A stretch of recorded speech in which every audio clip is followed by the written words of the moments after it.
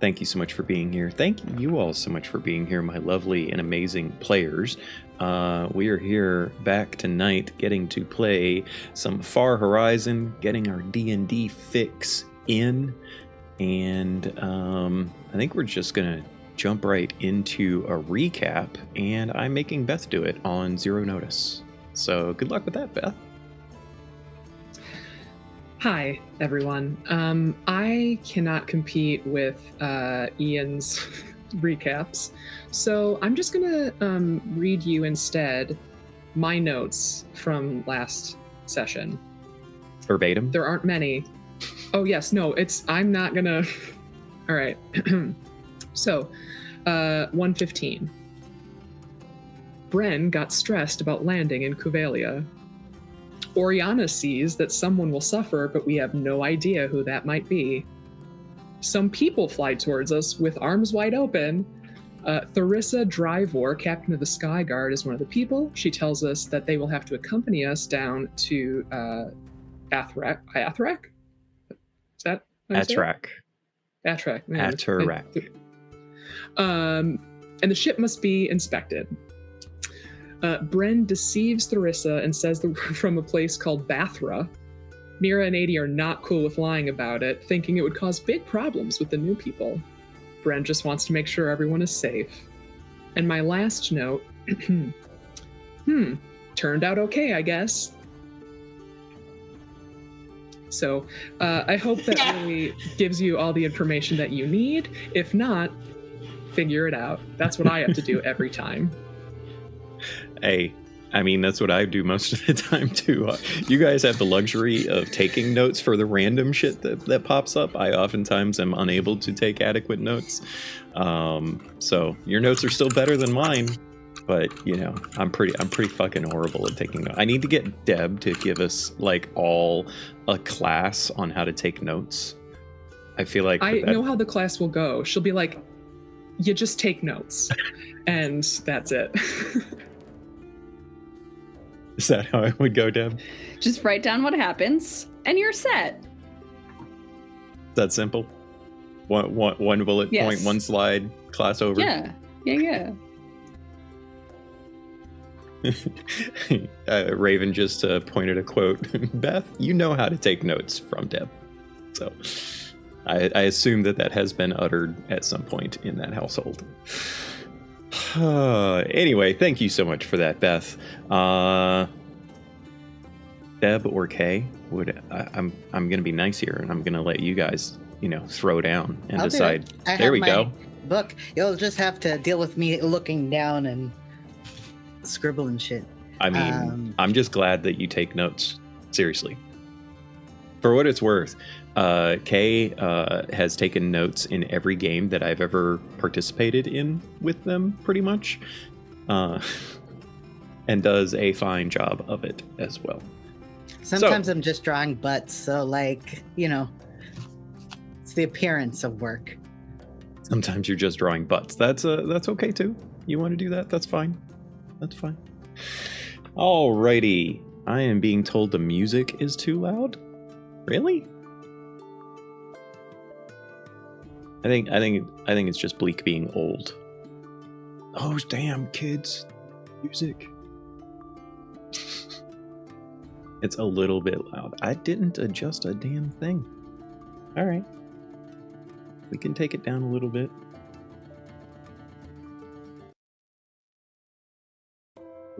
Been too much. Don't take it down all the way. So, ladies and gentlemen, that's your first note for tonight's session, is just a big butt. Ass, yeah. Nice.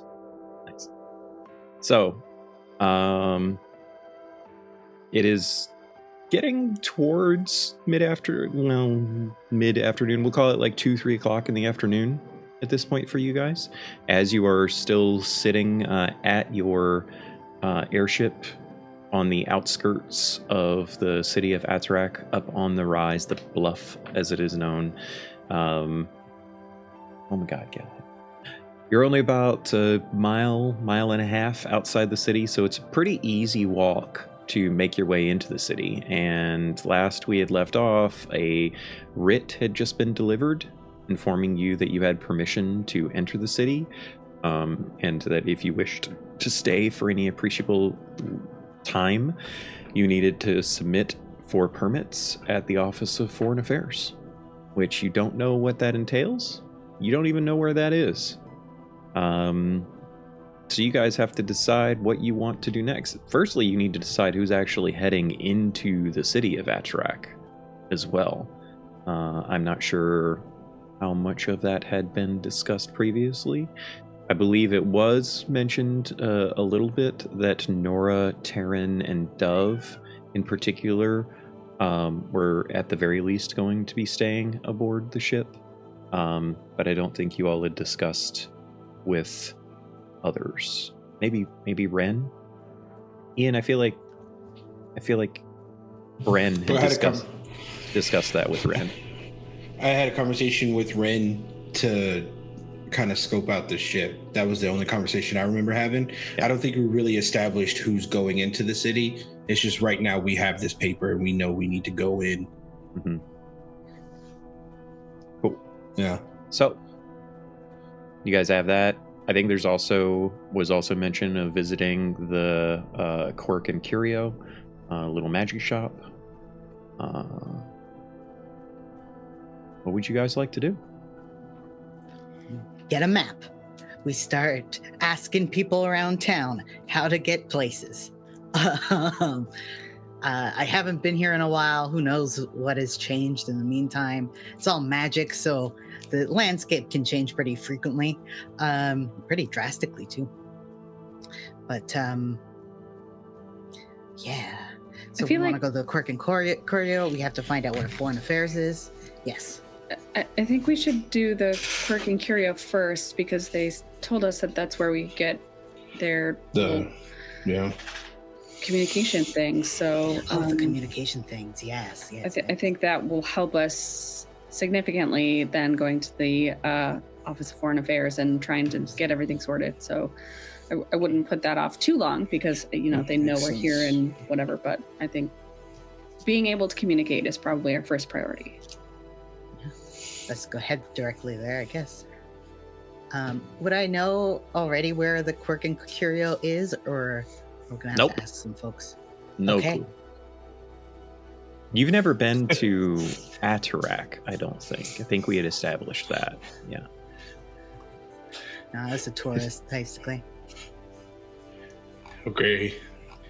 I guess here we go. It's just kind of like we're walking in. Is there in this town, is there like a town crier or a newsie or something along those lines? Well, I don't know. We'll find out when we get there. We're not there yet? I thought we'd just get off the boat. No. Oh, okay. You still have to answer my question about who all is going with you. I think we had, I'm fairly certain that none of you are going to be staying behind on the ship.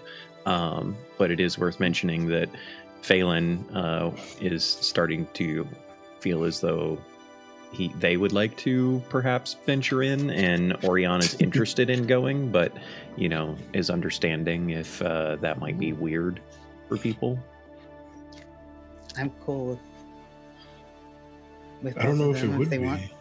Yeah, would it be weird for people if Oriana came? I don't think so. Maybe there are people covered in eyes here too.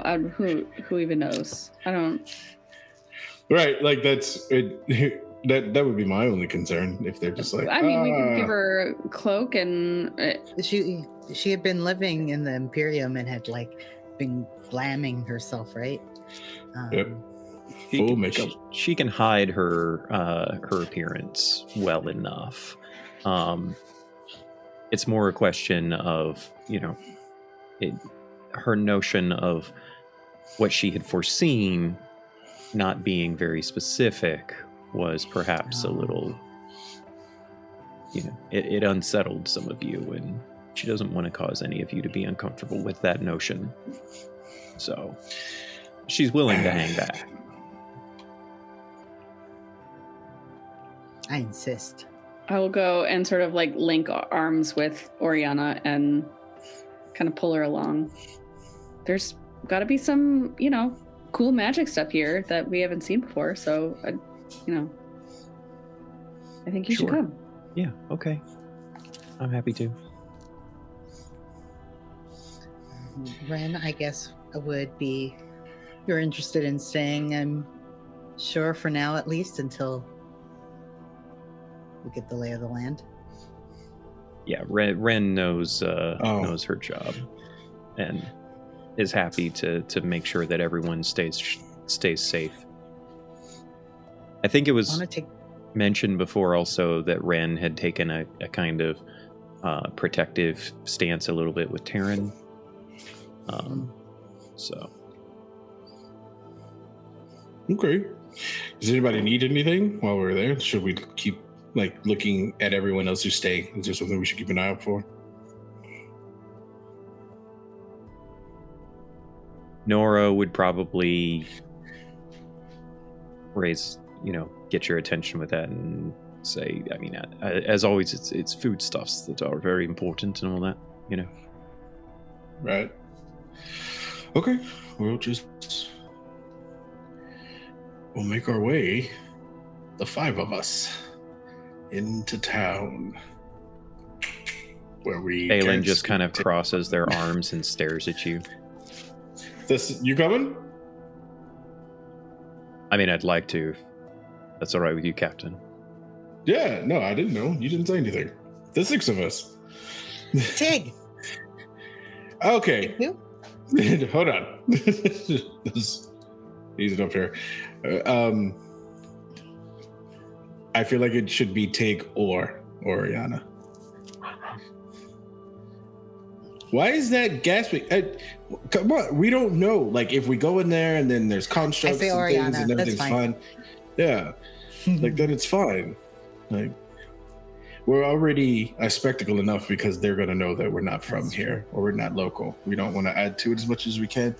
And plus, I'm pretty sure Tig can help Ren with Ren things. Works for me. Okay. Whatever you say, Cap. I don't like how that is coming off. Did I do something wrong? Did I say something wrong? No. This is Ren talking to you now, just giving you a little bit of side eye. Yeah. Okay. Okay. The 6 of us. Strange town. What could possibly go wrong? Oh, jeez. Bren, why do you feel more anxious than ever before? I'm not anxious. I'm just cautious. It's a different ish word. But you're stumbling over your sentences, and it feels like you are, I don't know, in a state. I'm excited to go. Okay. It's new, but then at the same time, we don't know. We still don't know yet. We barely got permission thus far. So okay. How should I act? Okay, here we go.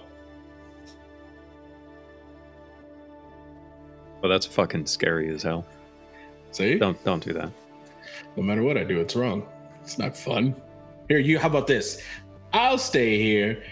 You guys take Tig. Come on. Phelan just walks up and shoves you forward. I don't know what you want. I don't know. He's very confused, actually confused. What? Fine. You guys start traipsing your way down what you think is a decent enough path. I mean, it's not exactly rough terrain. The bluff is a little bit elevated and there is a bit of rock and such, but it's easy enough to navigate. And as you are looking at Athurack from above, it seems like a bustling town. There's a lot of aspects to it that are reminiscent to you of where you hail from, of Orlustran. And I mean, minus the whole water flowing through all of it, and enormous skyscraper-like buildings that are temples and such. Many of the buildings here are tall enough, but most of them don't go above 5 or 6 stories. And there's probably not that many that even go that high. It's pretty noticeable, particularly I feel like for Mira, but probably Sisk as well.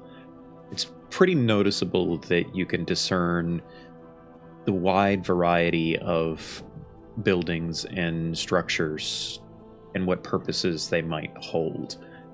There's only a handful of those that you might consider religious buildings, at least from what you can see from distance anyway.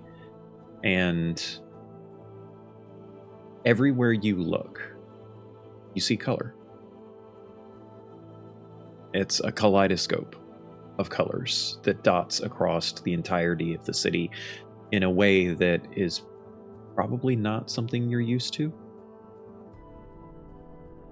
The Imperium towns often, I don't want to say that the colors are muted per se, but for better or for worse, many of the towns and cities in the Imperium, they kind of mimic the color schemes of their surrounding landscapes. And everywhere you look here in this city feels just so much more vibrant, so much more colorful. It all looks to you magical in a way that perhaps you haven't felt before. I'm curious for you, Deb, for Mira, rather. What is this prospect like for her as she steps closer and closer to this seemingly unique city? There's a lot of excitement, and she's just craning her neck around to look at every little thing, and I think she's still kind of arm in arm with Oriana and kind of pointing out any noticeable magic things that either are recognizable or completely foreign, and just kind of chatting with Ori about oh, do you remember when in this class we talked about this, or and just kind of both reminiscing and also being very touristy in a new place. Sure. And I feel like for the most part, Oriana is, well, actually, you know what? Give me an insight check.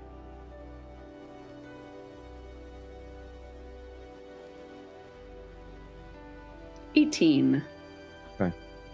You can tell that Oriana is nervous. She's talking, she's catching up with you in that reminiscent way that you're talking about well enough, but she isn't adding a whole lot of her own insight to it. You can tell that she's a bit nervous. And if you pry her a little bit, she'll just kind of, she'll just kind of hand wave it away and be like, no, it's okay. It's just, new places are scary in some ways and that sort of thing.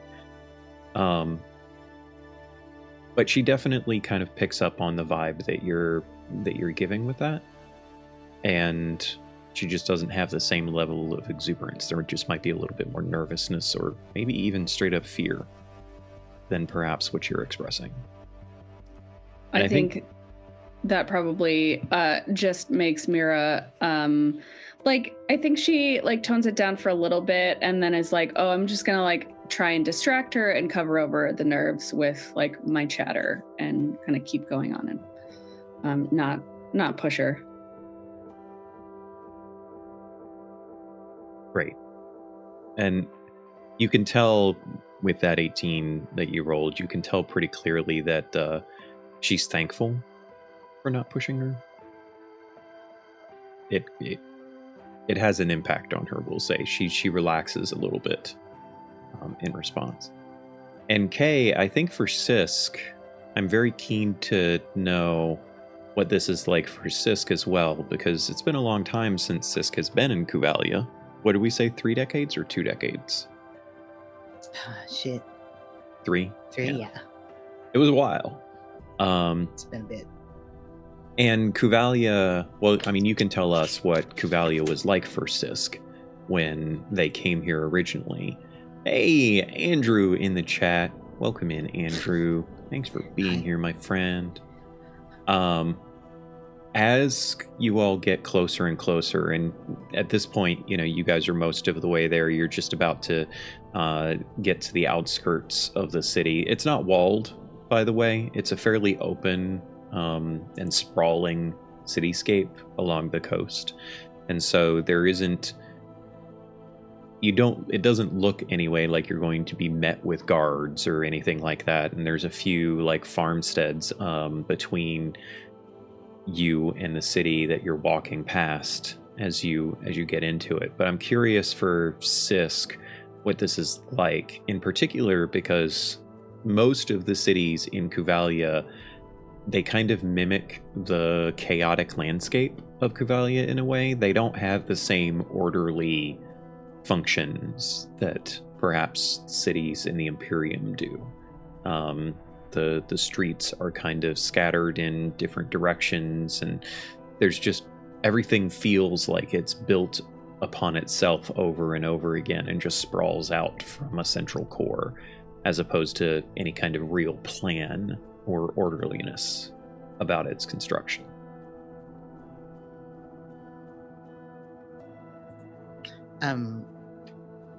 What was the question in there? how does this feel for Sisk on this return, especially given the order, the distinct orderliness of the Imperium versus the kind of chaotic nature? I've said it's all been about the freedom of it. I think they are relishing to get to have fucking different landscape, a whole different ball game. Like, you know, they moved from place to place, and it was a great experience. And they, the Imperium really robbed them of that, unfortunately, as vast as it is within itself. But they're excited to experience the culture. They're a little bit nervous as well, because they have to, I don't think they've navigated with such a big group before, so. Oh yeah, that's fair. Yeah. Anyway, that's what I think. Well, that kind of leads into another question that you should probably think about for later, and that is, what has life been like for Sisk actually living with a large, quote-unquote, large number of people on the airship? That's something that probably is worth exploring at some point. So, as you all get closer to the city, as I had said, you kind of walk through a few farmscapes.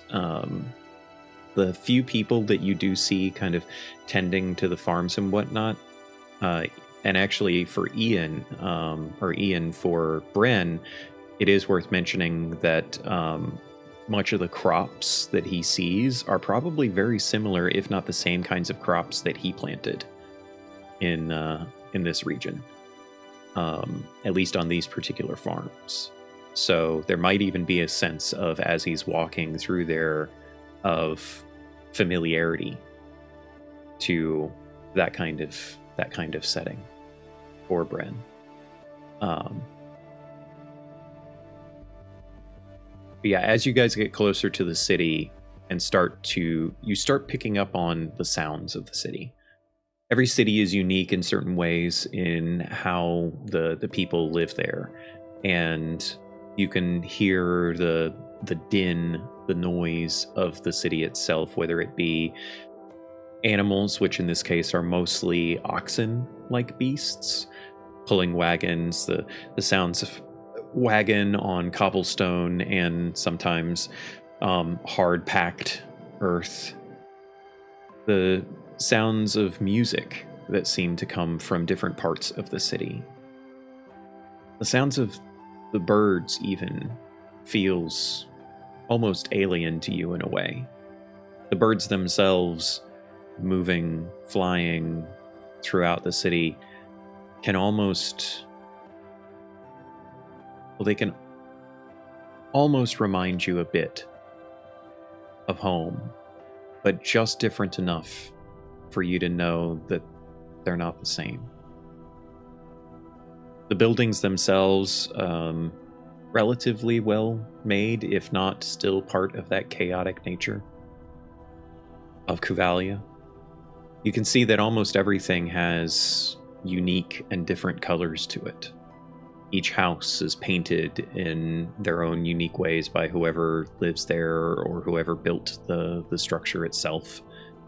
You see what look to be ribbons and almost like festival decorations scattered throughout the city, but not in any kind of neat and orderly way that you might expect for some kind of festival about to take place, but more so that the people that live here just like to decorate. They just like to feel festive in some ways, in one way or another. As you make your way across the city itself, you instantly find yourselves getting a great deal of attention.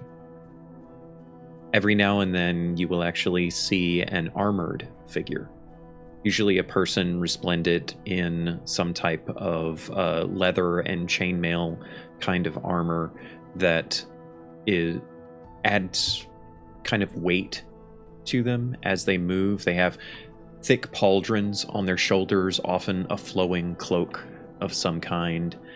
They usually have some type of helm either on their head or, under an arm.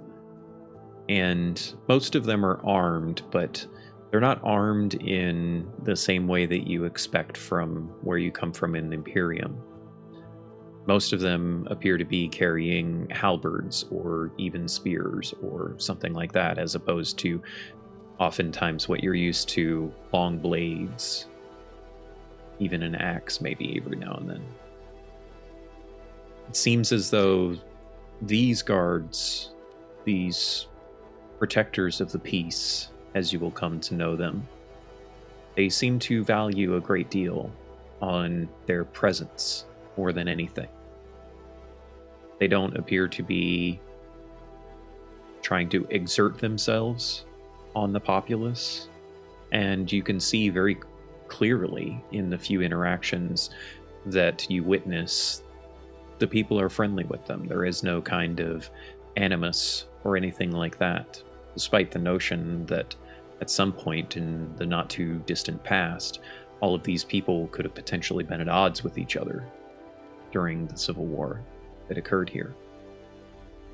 Everything feels, even though most of you can't really understand the words that are spoken, everything feels peaceful. As you are venturing through, it becomes very clear that most of the people that you see are affording you a great deal of respect in many ways. While some onlookers might look at you agape, seeing you as strange individuals, especially compared to themselves and the colorful attires that they like to wear, no one is seemingly scared of your presence. There's a wariness here and there, perhaps a raised eyebrow as they watch you go by. But more often than not, you see people that make eye contact with you in particular. They offer a slight bow.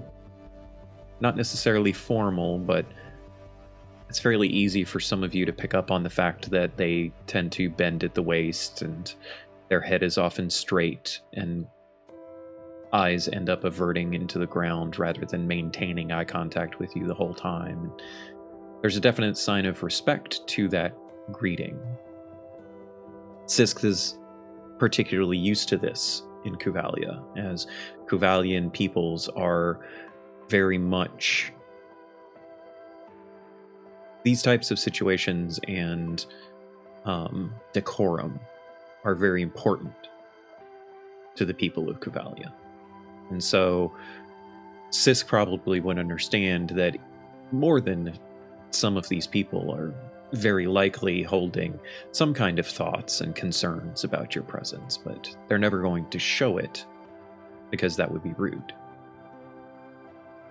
And so perhaps at some point when you have a moment to chat amongst yourselves, Sisk might bring that up.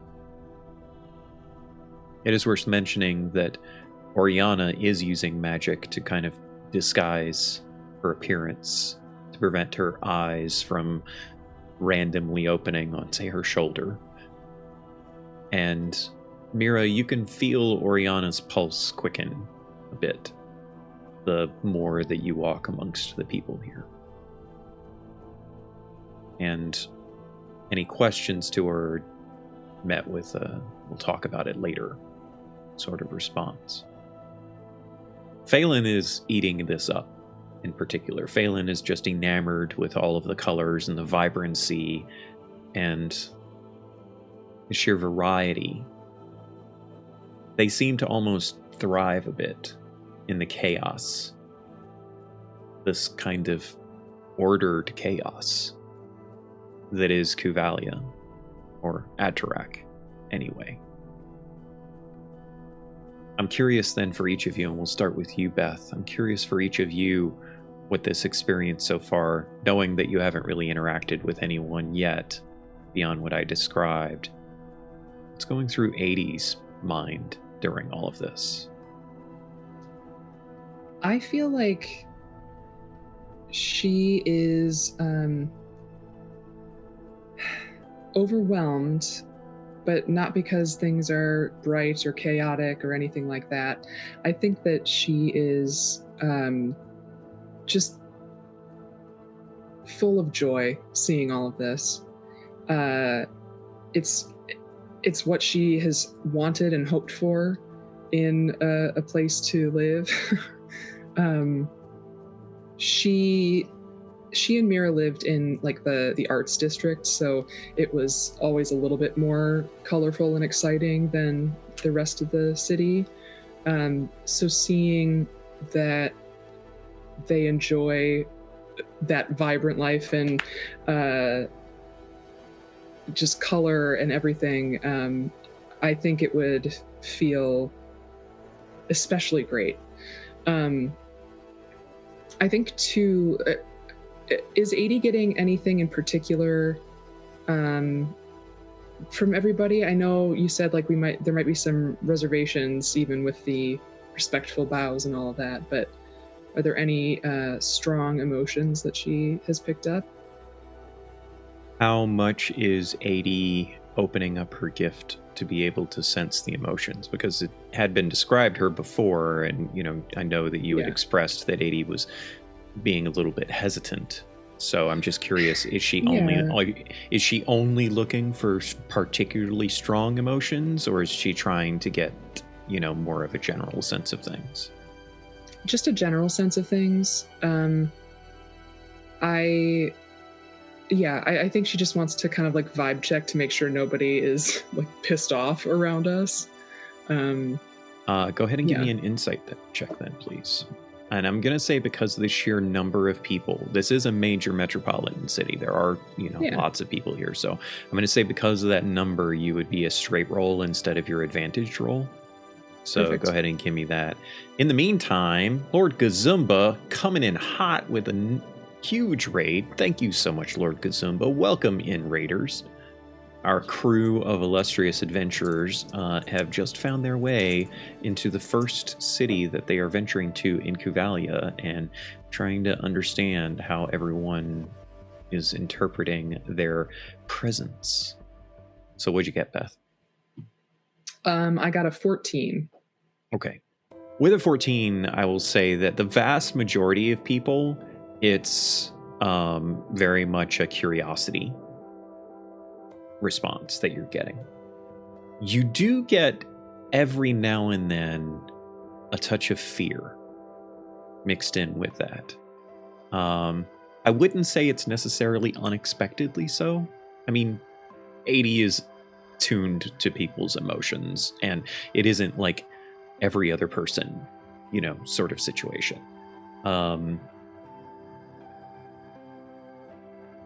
Yeah, I think that's most of what she gets. In particular, it is worth mentioning that any children that you all come across it's like complete and utter fascination, right? And it seems to be that the fears really from older people. I think even knowing that little bit gives her a sense of peace, so that she's able to just enjoy looking everywhere, trying to see what things are like. Yeah, she's loving it. And also, we're loving Varl over here. Varl B. Gem, thank you for the gift subs. You are a gem. Thank you for all the support, my friend. You're really awesome. So, as that is happening, let's move on. And Ian, what's this experience like for Bren right now? I think he's still a little bit nervous, but it's not as nervous as he was when he was on the ship. If everybody glances at him, he's doing a lot of this. He's like, "Oh, sir. Oh, that's really nice. Oh, cool. Hey, you see?" Like he's doing one of those things, kind of like Dad at Disney World. Like, maybe later we can get a pretzel. It's one of those things. He's taking everything in, and I think after noticing the signs of respect from the people in the town, that's kind of relaxing him a little bit. Although, like, there's a small bit in the back of his head that's still on edge, but he's finally starting to enjoy the fact that he's somewhere new, and nobody is like outwardly trying to hurt us. And so now he's like looking for things that are going to interest him. Maybe once we find a way to communicate, he can talk to like some of the local farmers and, kind of see like, so like, what do you grow here? Like, how is it? And I noticed that the land is different colors. Does that mean you can grow different things? Like, go into the whole conversation with that. Yeah. Nice. I'm assuming that Sisk is the one primarily responsible for leading this foray, since Sisk is really the only one that can actually talk to anybody here. Sisk, are you doing anything in particular in this? Well, yeah, tons of things. Okay, so when we first are walking into town, I tried to take a quick look. I take a quick look. I have shift weave. I change my clothes in an alleyway to the clothes of the most fashionable people around. And I'm assuming you are still Serval at this point. Yeah, you have Serval, not. Yeah. You have not changed. You have not changed back to Sisk since taking the Serval persona. Yeah, I think after leaving the ship, basically been Serval. So I'll change my clothes to try and be like, oh, I'm one of the people here. These people are with me, to kind of vouch for them as we go through the city a little bit. I'll try to. I have a disguise kit with me, so maybe like do some of the makeup or like just to kind of help us blend in a little bit more. But things seem to be going pretty good. I'll ask some locals for directions to the Quirk and Curio, or one of because of the many guards, hopefully, if they're not like English ones, they're not allowed to talk to you. But yeah. No, you know very very clearly that they in Kuvalia they tend to be the most helpful of sorts, and I think it's also worth mentioning to Sisk that Sisk's interactions with the people of Kuvalia have often sometimes it can feel very formal even when it's not. Mm-hmm. Right? And so interacting with guards and such is probably the easier way to go.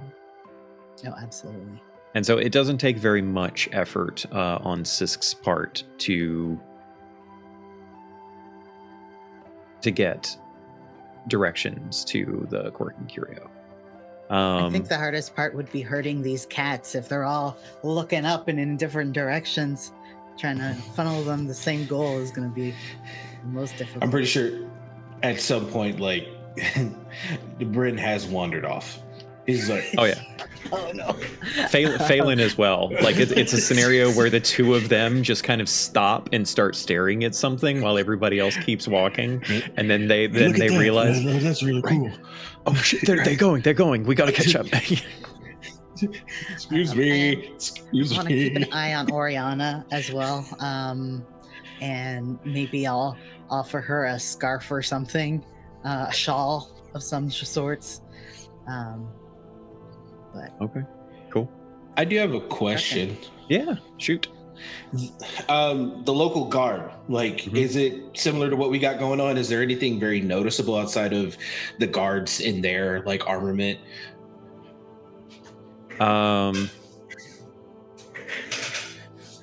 Noticeable in the sense of like, are they acting funny, or noticeable like, in how their accoutrements are set up?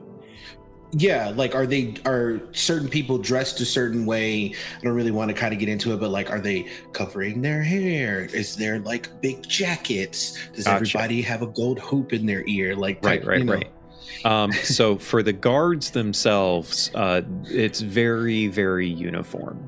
Like, it's virtually all the same. There's some slight variation in like the way that they carry the chain and leather armor that they wear. Some of them go a little bit lighter, some of them go a little bit heavier, but they all have that pauldron cloak mantle that is just massive, that kind of denotes them as the peacekeepers that they are.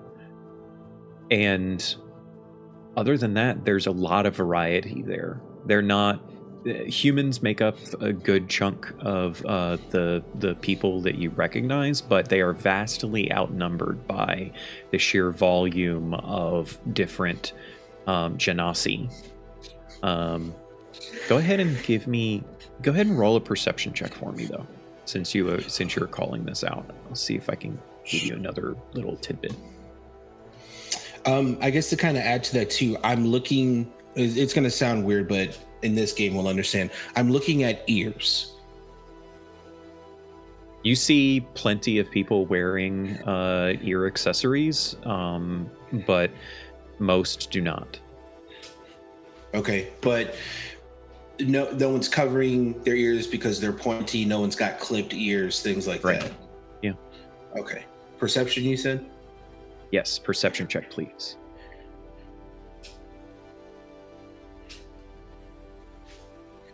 And you too can use DD dice.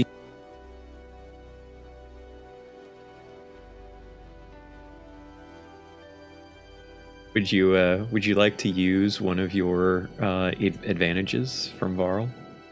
Because you have 3. Hold on. Okay, you guys hear me now? Solid. You missed my thing. You can DD dice. No, I don't want to use, because this is what's going to happen. I'm going to use an advantage to look at people's ears, and I'm going to get a natural 20. So no, I'm just going to stay with this. I'm too excited. Little sheep in the big city. This is what I'm doing. Awesome.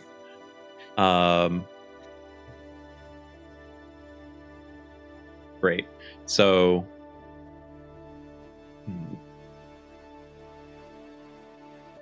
you want me to just roll it again just to see? No, you don't have to. I'm trying to figure out how. So you've never met Genasi before, right? Sisk is the only one among you that has actually met Genasi before. I think we had established that. And as you are seeing these Genasi, it is worth mentioning, the Genasi are mostly human-like, but they have some very strange elemental features about them. Particularly, the colorations of their skin are vastly broader spectrumed than that of other humanoid races. And so I think that is probably catching Bren off guard a bit, as he is seeing so many different ones. And I don't think that Bren really understands very well how outnumbered humans are compared to different genasi, because all he sees is just this like rainbow of color between them. And humans are just a small sliver of that rainbow, so to speak. He does see a few dwarves, but not very many, a few elves, but not very many, a decent number of half-elves, but again, the genasi population vastly outnumbers the rest.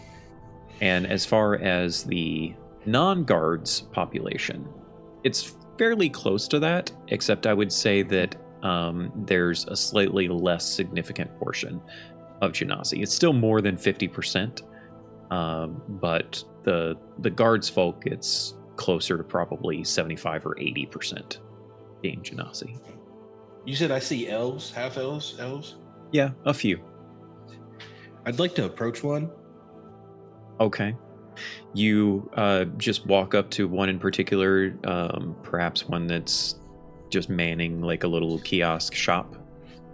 Solid. You can see that they have a few different kinds of fruits on their little cart in front of them, and you approach and they say something to you, and go ahead and give me an intelligence check, and let's see how well Sisk's language training has been paying off. Well, I was going to see if I can speak Elvish to them. Oh. Okay. What do you say? Hello, we're looking for, and then goes to Sis. What's the name of the place? You were muted, Kay. Quirk and Curio. Hello, we're looking for the Quirk and Curio. Can you help us?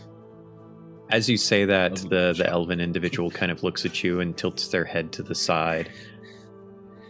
And they just look at you kind of funny, and they say something back to you, and it's got very much a different like tonal incantation to it, to the way that they're speaking.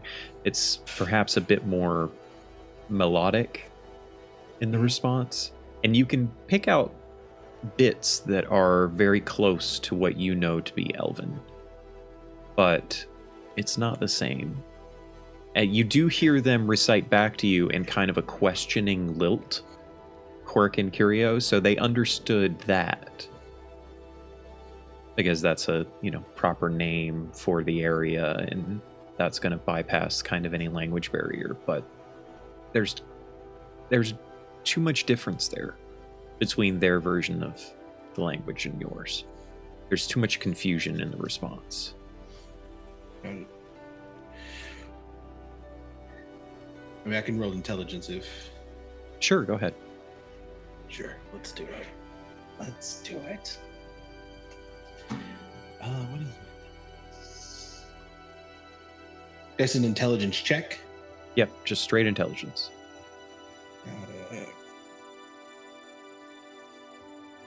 It's a 12.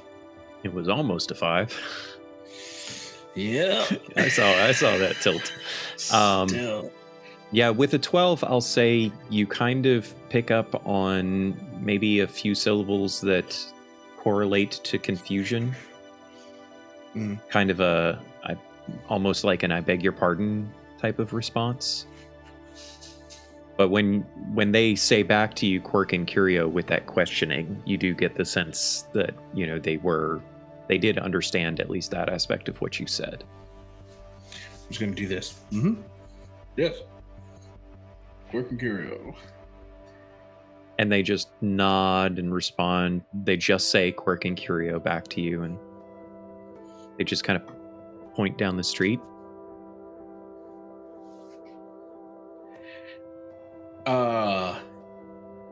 Thank you. Just kind of, before it gets weirder, he's like, You do the 2 thumbs up thing, and they just kind of bow at their hip, bending at the waist, lowering their head. Back. Yeah. and they just smile and nod at you a bit.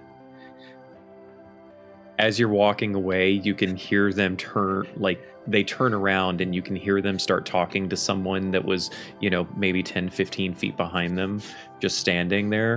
And there's a conversation that starts happening behind them in the language that, in Trescan language that you do recognize at least some aspects of. I like the idea that we have already been walking down that street to the Quirk and Curio, and they watch you join us halfway down the street. Yeah. And they're like, they already. Oh, did you guys find it already?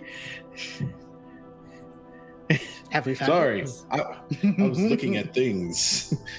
Things and stuff. Were you hitting on an elf? No, I'm trying to find the Quirk and Curio. What are you guys doing down here? Like, It's down this way. you knew the whole time? Yeah, I've been asking people. Have you not noticed? I guess not. No. It's like hurting El Mirage. There's so many. Al Mirage. Where have they been? Oh, they're somewhere on the boat. Oh no!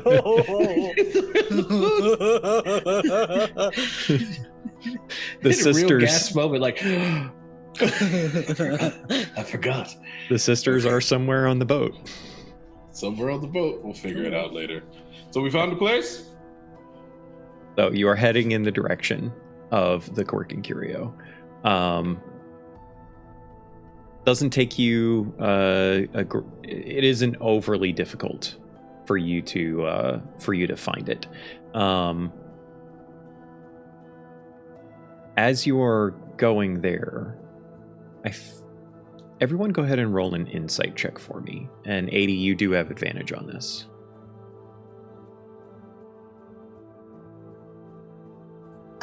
I'm gonna use one of my advantages so I can just straight roll. Thanks. Okay. I'm going to use an advantage too. Great.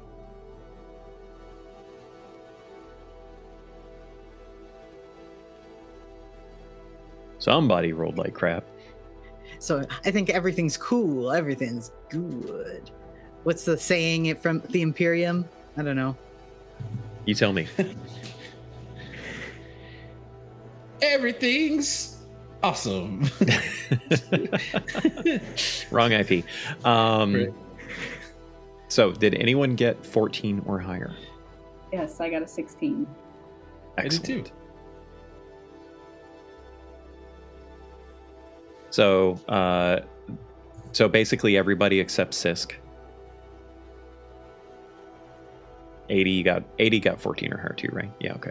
So everybody except Sisk. You guys can kind of pick up on the more that you have walked through the city. You have to kind of go through much of the central portion of the city in order to eventually make your way over to the Artisans District, which is where the Quirk and Curio is. And you've been sticking to primarily the main thoroughfares going through the city itself, because that's been the easiest for directionality purposes. And as you have gone through, I would say that you've noticed several instances of, as you are starting to walk by a particular shop or a particular building, maybe it's a residence, maybe it's a place of business, you'll notice people actively trying to cover up something.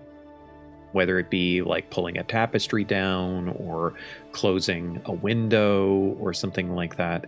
And in every instance that you have noticed it, it's been noticed that you notice it. And the person will stop what they're doing and they will bow to you in response. That kind of formal greeting, as it were, a recognition of something that you aren't quite sure what that means. Now, 80, with the amazing passive perception that she has, I will say, is able to notice on one particular occasion that one of the things that she sees looks to be a statue. Just a piece of statuary that is not overly large, probably roughly human-sized, that gets covered up, and it has been almost destroyed in many ways. Like, chunks of it are missing. So much so that you can't really tell what it was a statue of. And it's like a piece of tapestry is being thrown over it, so as for it to, for you not to see it, because it might look bad or something like that. That's kind of the gist of what 80 is picking up on anyway. Curious. You do anything with that information, or do you guys just keep trucking along to Quirk and Curio? I feel like I wouldn't want to say much about it out loud, surrounded by everybody.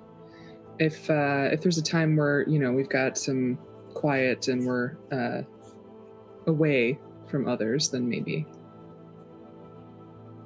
Okay. I would say that as you cross over between the main central hub of the town and start walking into the Artisans' Quarter, there's probably a spot with which you all could just stop on the side of the main thoroughfare and maybe talk amongst yourselves if you wanted to. Yeah. I think 80 would nudge Mira first and just, did you see that statue back there? I mean, I didn't. It was entirely destroyed and unrecognizable, and no one seems to care. People are just walking around. Do you think, it was intentionally destroyed? Maybe. I mean, we were told that the conflicts were not that long ago and pretty violent, so it could have just been part of that.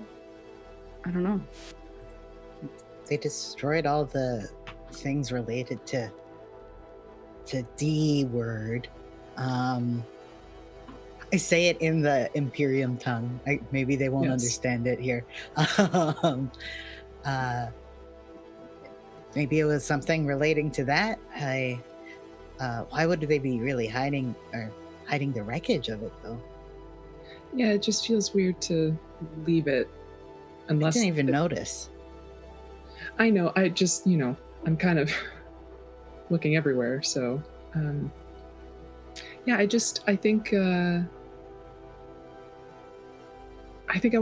if you notice anything else like it, maybe let me know. Cool. As you guys, I'm assuming you guys are continuing on. Okay. As you guys continue on forward through the Artisans District, you can note very clearly that there's a difference between here and perhaps the other parts of the city that you've encountered thus far. First of all, there's actually less people here in this district than the rest. And there's certainly less of the peacekeepers here than the rest of the city, which you perhaps find odd. I'm not sure. But it's definitely noteworthy. Perhaps it's just a function of the less total people present, maybe? You're not sure. As you go through, you can hear the sounds of the hammers ringing from forges alight, metalworkers plying their craft. You can see a few shops for tapestries and clothing and the like.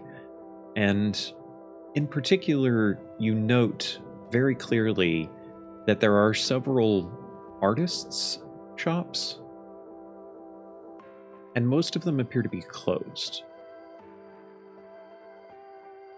compared to most of the others being open. Question. Shoot.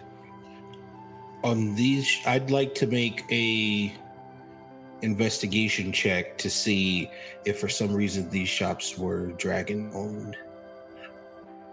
Okay. Go ahead and roll an investigation check.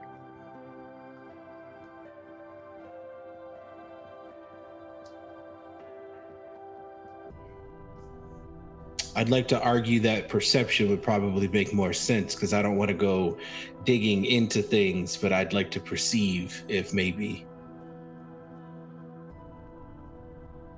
We'll call it a perception check using intelligence instead of wisdom. I might as well just do investigation. Okay, well, here we go. I would use a bardic inspiration if I knew you were doing something. Hey, it's a bit odd that they're closed compared to everything else over here. Do you think maybe that these were potentially owned by the D word? Owned by people who, worshipped some D words or... Yeah, the people who worship the D, yeah. And hey, anyone who makes political art too, if you sketch something anti your leader onto your pottery, that's political art. Yeah. You think it could be all right? I mean, because it's kind of weird that this is so closed out. I'm also going to point out it. to you, Ian, that you have guidance and you can, if I recall, still cast guidance on yourself. Oh yeah, that's a thing. Oh gosh, it's been a day. So a D6 okay, and wait. a D4? Huh? Two things. Could be fun. I don't have a problem with it. Solid. All right, let's go DD dice. Yeah, roll. 17. Looks to me like you didn't need the D6 and the D4, but feel free to roll them. Heck yeah. Wow. This is 22 so far. Let's keep it going. Wow. It's 25. DD dice. When you want to look in a door, they got your back. So I got a 25 total. 25. I'd like to look, like I had said, if they're... Yeah.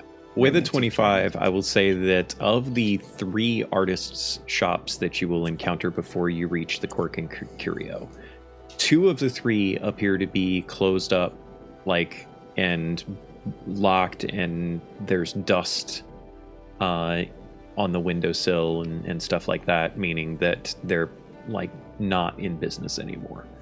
You do still see, if you glance through a window and such, you can still see that even though there aren't any lights or anything on inside, it does look like there are things inside. It's not like abandoned buildings or anything like that.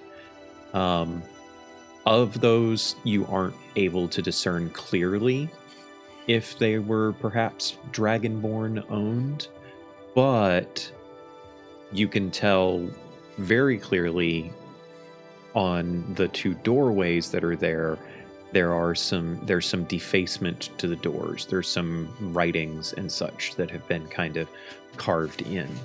And I'm not going to go into the details of all of the words that were written, but Sisk is able to decipher one particular word that stands out that is on both for sure, and that is traitor. Ass. Traitor. Okay. That's fine.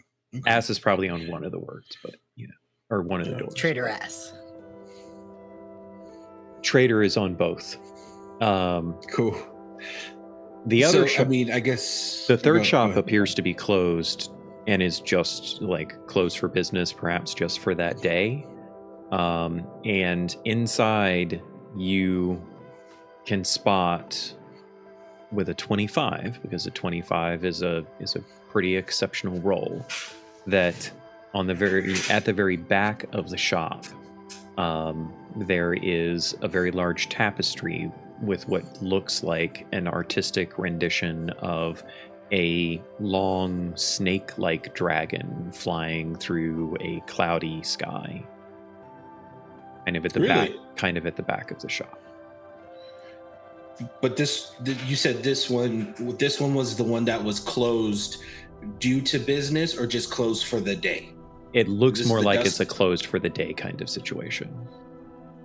But they have that. Yeah. The one that looks like it was closed for just business, does it have trader written on it too? No. It's just the two that have not opened in a while. Those are the ones that have trader written on the door. Got it. Does it look like it could be a nice bakery? Like if we retrofitted it? Maybe. It's a serious question. Maybe. They like bread. I mean, and of hard work, anything can be turned into a bakery. Looking at that one, he peeks up from the window and be like, "This would be a nice bakery, where we could." I mean, not us, but like anybody who wanted to could, like sell bread and things here. Or Oriana pipes up and says, "I like baking things. Nora's been teaching me a lot of different things to bake." I just remember us talking about it one time. It could have been after we were all drunk and I turned into a bear. I just remember us talking about open a bake. Anyway, are we close? Who thinks of Mrs. Withersby with all of this discussion of baking?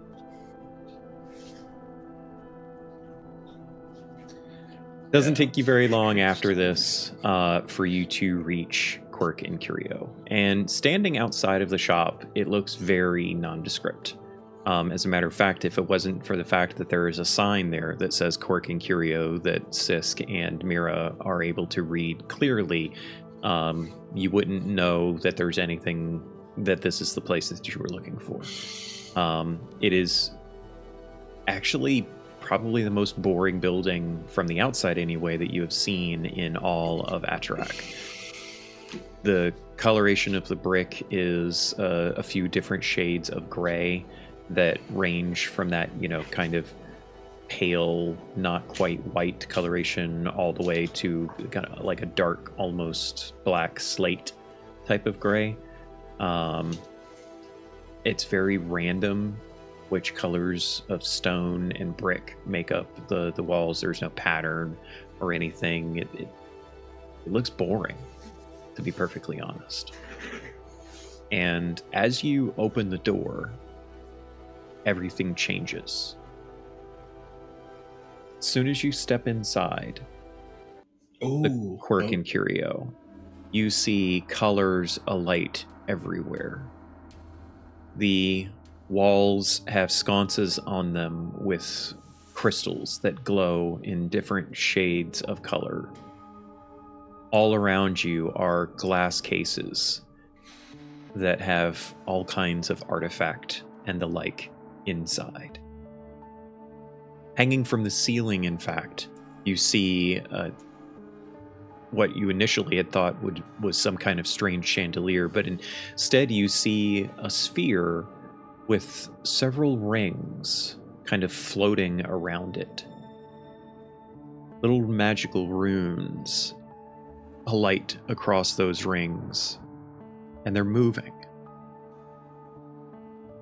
Mira, because of your expertise in Arcana, I think it's very clear to Mira immediately that chandelier, it looks almost like the ley line map, except obviously in this case not two-dimensional, but more of a three-dimensional representation. As you look about the shelves and such around the room, you see books, you see potions, you see trinkets galore all spread throughout.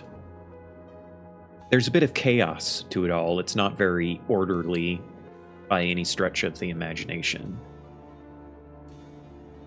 Certainly compared to Tamra's shop, it is horrifyingly chaotic and disorganized.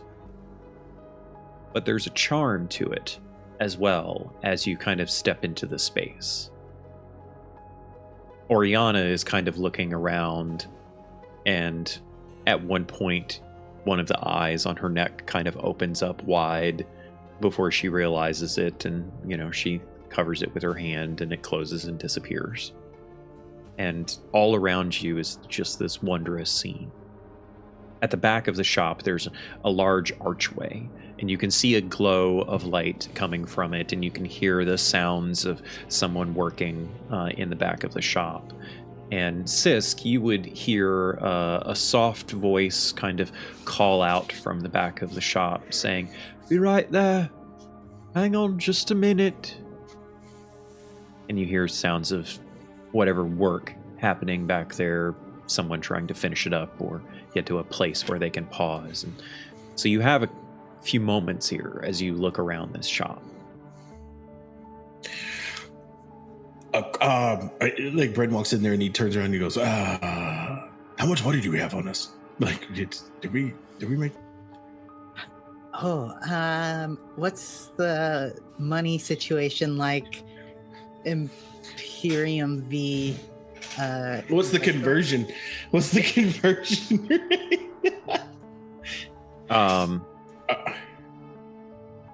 Gold is the primary currency here, but you also know that there is a distinct market for what are referred to as elemental coin, which are basically just because Kuvalia is the prime source of pure elemental or pure elements in the world. They often mint their coins with a little bit of that in addition. So you might find like a gold coin that has a ring of elemental earth around it, or a different gold coin that has a glass center, and within that bit of glass is air or water or even fire. Which you have none of those coins, obviously, but you do have gold. And in fact, you also still have gold and platinum and silver that was in the chest that had been aboard the ship, that had all been minted here on this continent, even if it wasn't necessarily from Kuvalia. And so, because we are kind of hand-waving a lot of the coin aspect of our game, I'm going to say that you have the coin that you need for this shop. Just, it might not have everything you want. Solid. If the coin from the ship was minted from this continent, there's not like a single elemental coin in there? No. Damn. That's cool. That's cool. And that's a meta knowledge, just for you as a player to know, that was because of the Civil War. Heard. That the Civil War kind of shut down a lot of aspects of trade in the world to and from Kuvalia. So, Sisk, is this the type of place to where like it's acceptable to haggle, or and it's a sign of disrespect if you don't, or is it one of those like, what it is, and it's disrespectful to think it'd be anything else? Like, you know? Good to know. It would depend on the person, but usually the price is the price. Mm-hmm. Okay, but if we tried to, I'm not saying I'm not gonna. Right, it wouldn't be like an immediate. Right, if you tried to haggle, it would not be an immediate sign of disrespect. Okay. It just, they don't tend to, haggles don't tend to often result in very much discount, we'll say. Okay. Do you two see anything that like jumps out at you, like that could be helpful?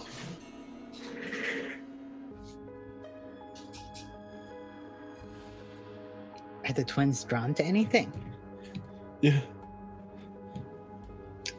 Everything. Mm-hmm. 80 is not good with the arcane.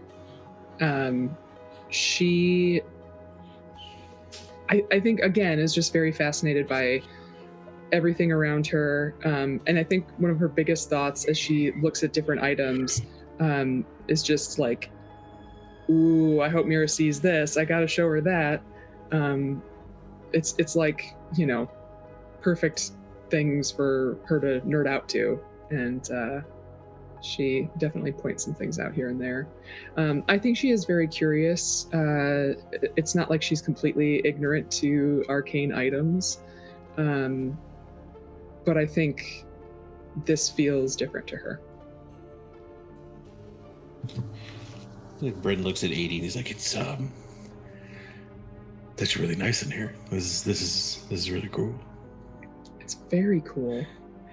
It's I can't believe this is like Tamara's. the first place we're going, and it's this cool. Oh my god. We're usually used to like dusty back alley stores. It's kind of nice to see things on display and stuff. I wish there was a way that I could like capture this and then like send it to Tamara. Like I think she would like it. Yeah. Absolutely. If you Only if there was an invention. pull your chair over, you can sketch it out. It might take a while. Pull my chair from the boat. Okay, Yeah. That's fine. Do you think they have something in here to where I could like take my chair with me places? Honestly, it doesn't hurt to ask. I mean, I think that would solve a lot of problems for me, honestly. Yeah. I mean, you might as well ask.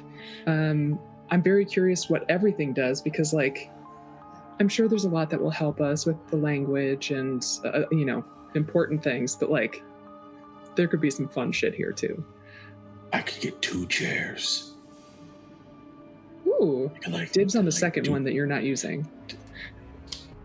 Well, okay, yeah, that makes sense. Yeah, if I'm not using it, then of course, yeah, that's fine. Awesome. Well, if they have something here to make 2 chairs, they can make 3. We'll just make chairs for everybody. Amazing. You know what? I saw once, it was like during an art festival, someone had created a pair of trousers that like you can engage a thing and like little wooden pieces fold down, and it's like there's like a chair built into your pants. It did not look comfortable, and it was a little wobbly as the artisan was sitting on it, but it was a thing. So people are interested in solving this problem for you. I just don't know. I mean, there's a lot of cool stuff in here. Where's your sister? Why is she? I'm pretty What sure is she's Mira decided doing? on things. All wide-eyed over there.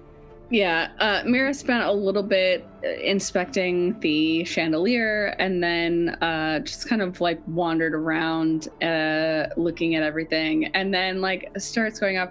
She reached the point in her schooling where she knows a lot about things, but still doesn't know anything about anything. So she's overconfident as she describes various magical arcane things that she's seeing, and is right, some of the time, but also like it's very apparent that she's still student level and has a lot to learn.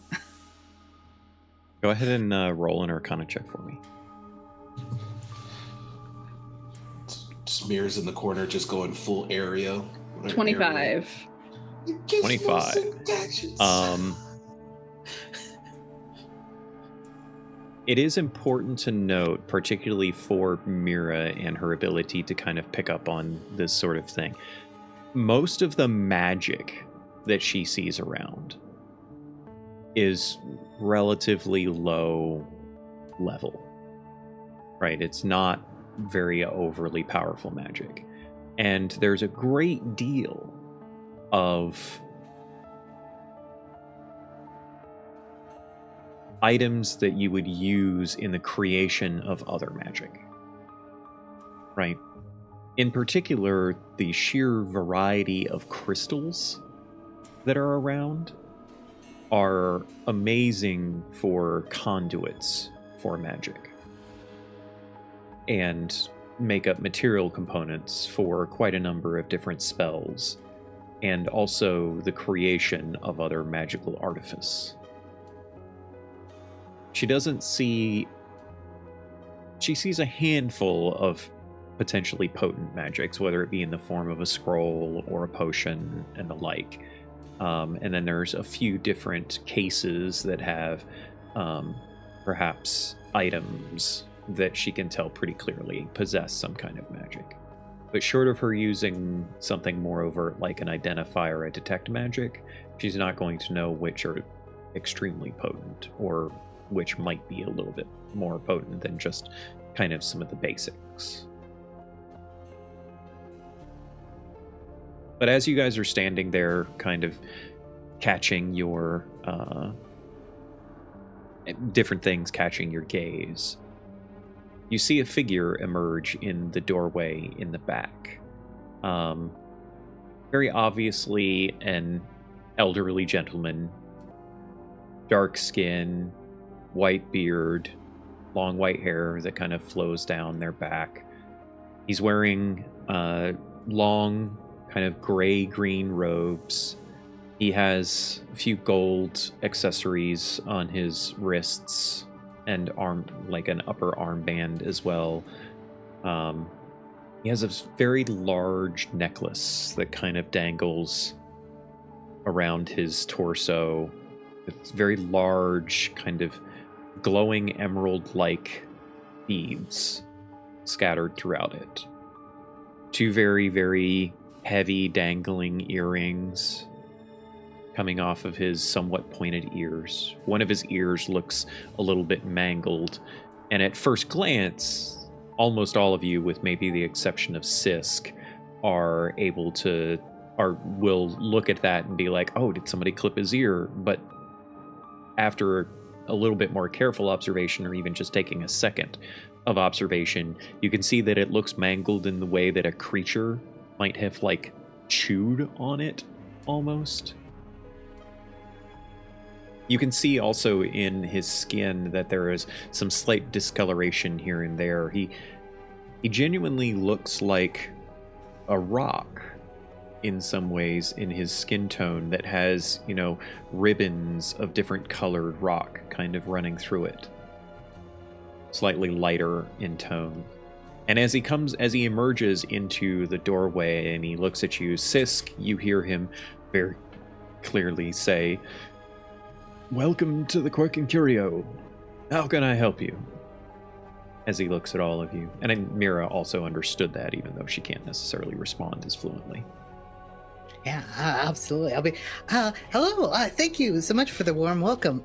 First thing that we need need some things to help translate.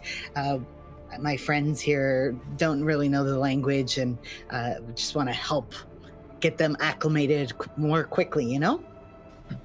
Oh, okay. That's a particularly strange request.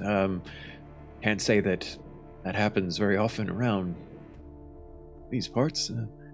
Where do your friends hail from that they would need to use magics for such?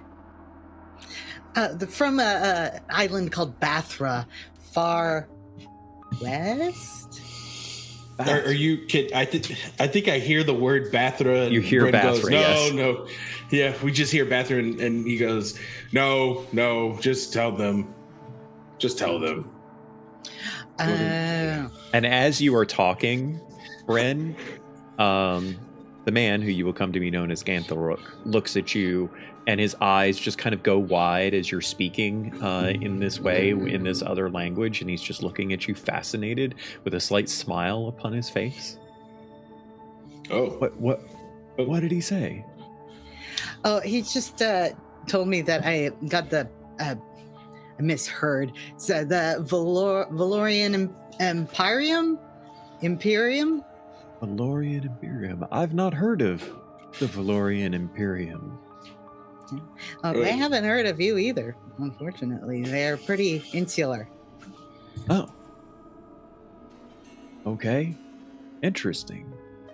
I mean, yes, that's something that I've provided for some of the state, and I'd be happy to share that. How many do you need? I think. Do you have about 10? 10. Wow. I don't think Does he have them? I don't think I have 10. I mean, I could make more. I think I have 7 or 8 right now. Oh wow, okay, that would be perfect. But just how much are they each? I just want to make sure that we have the funds for you. Oh, well, generally speaking, the state kind of covers the costs of them, and I have to do them for free. I've never actually sold them to anyone for profit or anything. I don't rightly know. Give me a moment. And the rest of you that can't understand Ganthelrook kind of see him, he's got this somewhat perplexed expression on his face as he's talking about this, and he, disappears around the corner, and he comes back a second later, and he's got like an open ledger in front of him, and he's got a quill in his hand, and he seems to be like writing a few things in the ledger, and he's kind of mumbling to himself as he's writing. As he does that, I'm going to explain to the others. So right now, I think he's kind of calculating the cost of his labor. He has never had to sell them before. When people need them, so far the Kuvalian has either made him give them out for free, or I get hopefully reimbursed him or something. But oh, yeah, we're more than happy to pay for his labor and his time. Yeah. Does he have them? Oh, he said he has about 7 or 8. I asked for 10. I figured we could use an extra or 2, or someone's gonna lose one. Taryn's a kid, sticky fingers, or you could break it. I don't know. Yeah, that's true. Also, you turn into a bear sometimes. I don't know if it might damage it. Maybe it'll move with you. I don't know. Yeah, it forms if I'm wearing any headwear, it'll automatically shift itself. That's canon now. You're gonna be the coolest bear I've ever seen. Right. Yeah. So how much? Oh, we're still waiting. Got it. Yeah, he's still kind of mumbling to himself a little bit, and then he looks up at you and says, what's your name, by the way, friend? Oh, I'm Serval. It's a pleasure to meet you. And you as well. You can inform your friends that my name is Ganthelrook. Ganthelrook, okay. Yeah, most people just call me Old Man Rook or Gan, if they don't want to say the whole name. We Genasi we Genasi sometimes have very long and complicated names, and I don't know why my ancestors felt the need to have so many syllables in our particular line of names, but that's just the way it is. This is Ganthelrook. Call him Old Man Rook, Gan. I don't know. Ganthelrook. I will not be calling him Old Man anything. Bren, can I call you Old Man Bren? Yes, it's Daddy canon Bear now. Man. Old Man Can you tell our friend Ganthelrook, or ask them, please? And he's still looking at the both of you like, really? Come on. No. Can you ask him, like, just to kind of make sure that this conversation is a little bit easier for everyone, like, if he could just bring out some right now for us to use so we can at least speak freely? Yeah. That's a good point. Like we're gonna pay for it, but just to kind of make this. Can we grab a few of those now for my friends here? As they have been talking, and he keeps like getting distracted by hearing them talk. He's like, I should probably put on one myself so that I can understand your friends. And he like sets the ledger and the pen down on the counter next to him, and he goes back to the back, and he comes out a few moments later, and you can see that he's got this this case made of very fine wood, and you can see that there are bits of like gold and what you would actually Sisk. Yeah, I'll say Sisk probably would recognize orichalcum kind of woven in as well. And so he kind of sets it down and he opens it up, and you see that there is an array of 8, in fact, of these ear cuffs. If any of you have ever seen Bajoran ear cuffs from Star Trek, Deep Space Nine in particular, you would note that they look very similar to that. You can see that there's some stylistic differences between each of them, but it's very, very minor. It's kind of almost the same way that no 2 rings are exactly alike. These ones, have some of that kind of quality of difference about them. They are almost all silver, but there are a couple of them that have a little bit of gold, and then a couple that also have this orichalcum metal in it as well. And as he opens it up, he reaches down and picks one up and he puts it on his ear and he looks at you, Sisk, and says, "So, Serval, these take a little bit to kind of get yourself acclimated to.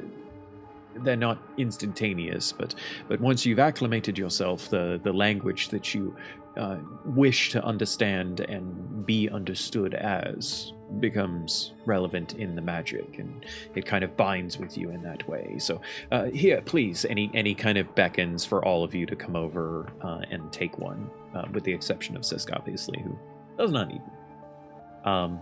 So the other 5 of you come over, and you can see that there are 7, in fact, total after he takes the one.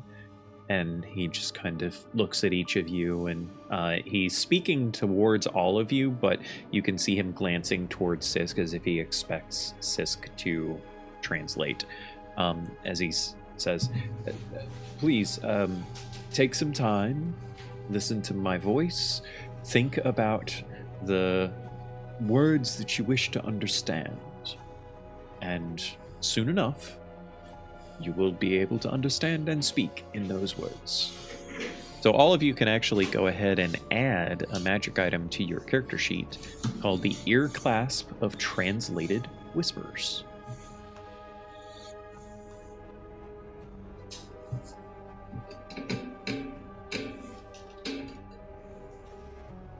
At least I hope you can add that to your character sheet.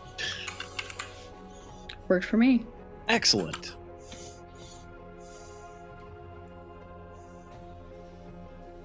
So as you can see from reading the item, you basically have to do a short rest in order to get the setting for the language that you want to do. So you guys end up sitting here for a good bit.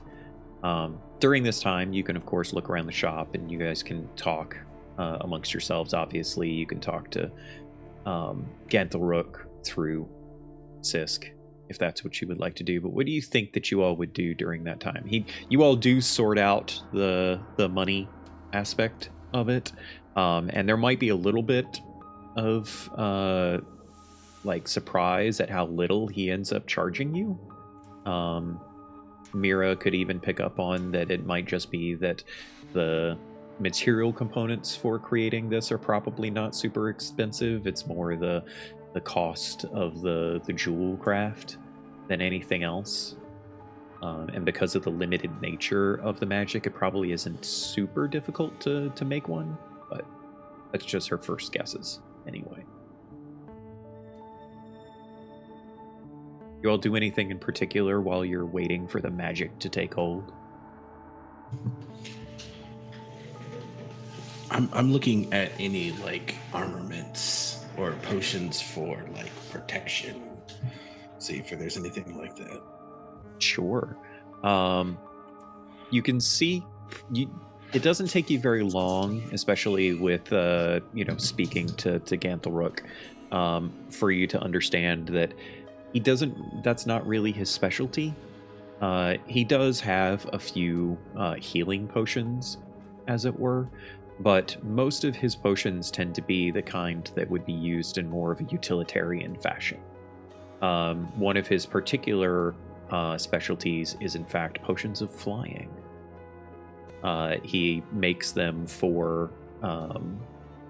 he seems to make a lot of things as it relates to flying. So he has tokens that you can clasp to your cloak or to your shirt that will cast Featherfall upon yourself. If you fall more than 10 feet, it's like an automatic thing. And you can tell in talking to him a fair bit, you can tell that he does a lot of work with the Sky Guard. And so many of the things that he makes in particular are things that the Sky Guard would find useful. What other flying based things are there outside of Featherfall? Well, the potion of flying in particular. Uh-huh. You can also see at some point he like pulls out an entire suit, those fancy suits that the Sky Guard wear. He pulls out an entire one of those and lets you kind of gawk over it, so to speak. But he informs you, I can't sell this, of course. The Sky Guard would be very much upset if I sold this for them. No, absolutely. We wouldn't want to take away from the Sky Guard. But do you make these, or do you get them from somewhere else? You do. No, I make them. Yeah. How much would it cost to make another one that does not look like the Sky Guards? Just one. Oh, well, it takes me about a month to make one. Okay. And I'm assuming, and he just kind of holds up his hands and he goes up and down for you. I'm assuming this would have a particular fit to someone of your stature. Yeah, absolutely. A question: is the time frame of a month because of like the magical components it takes a while to get, or is it just more so of the labor that goes into it? You like to stretch it out? No, it's mostly the labor, but the biggest expense, of course, is weaving the pure elemental air into the very fibers of the suit itself.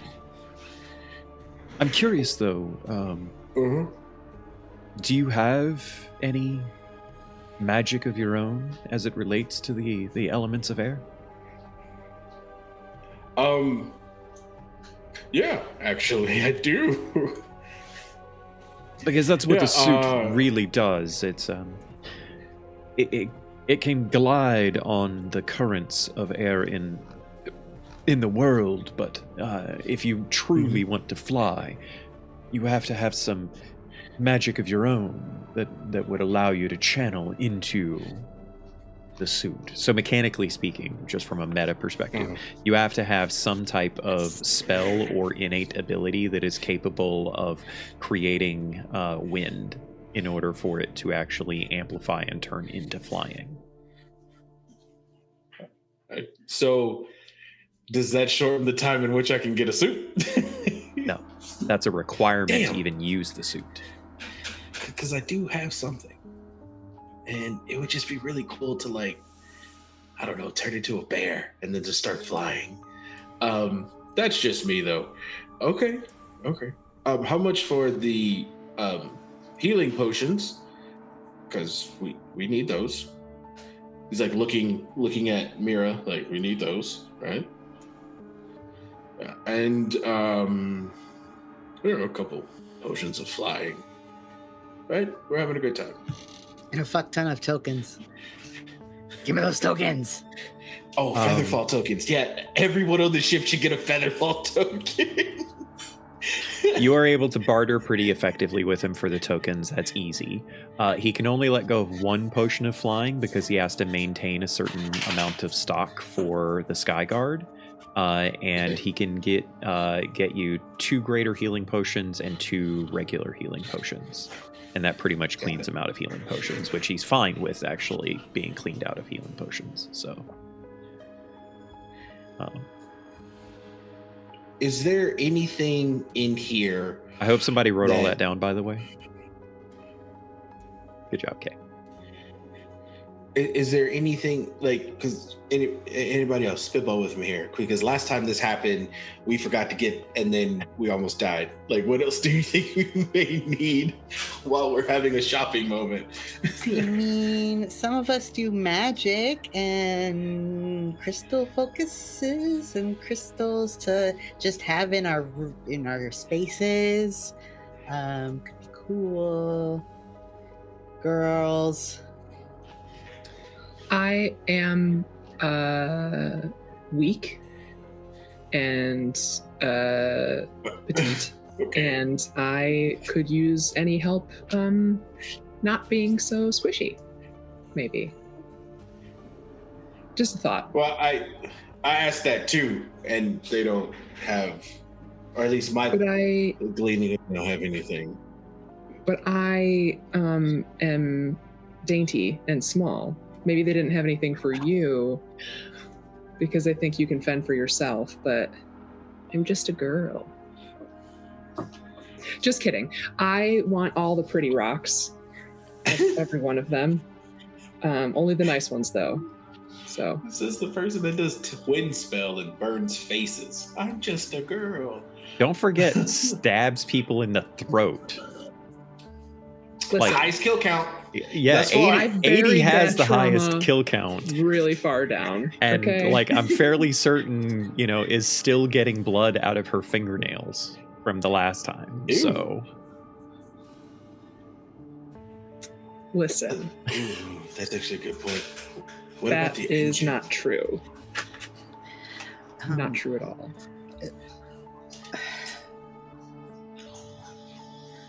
Would I'm gonna ask Athurack if he knows any mechanical magical engineers. give me a persuasion check, please. Okay. Guidance.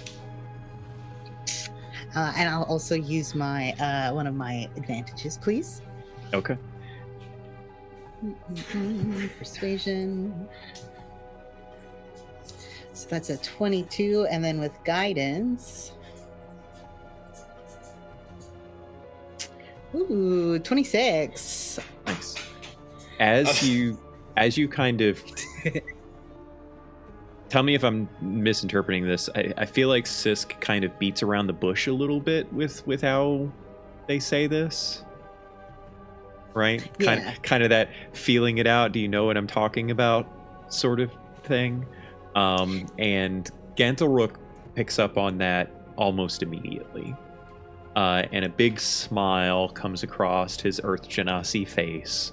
And he just kind of nods and says, I think I know what you're referring to.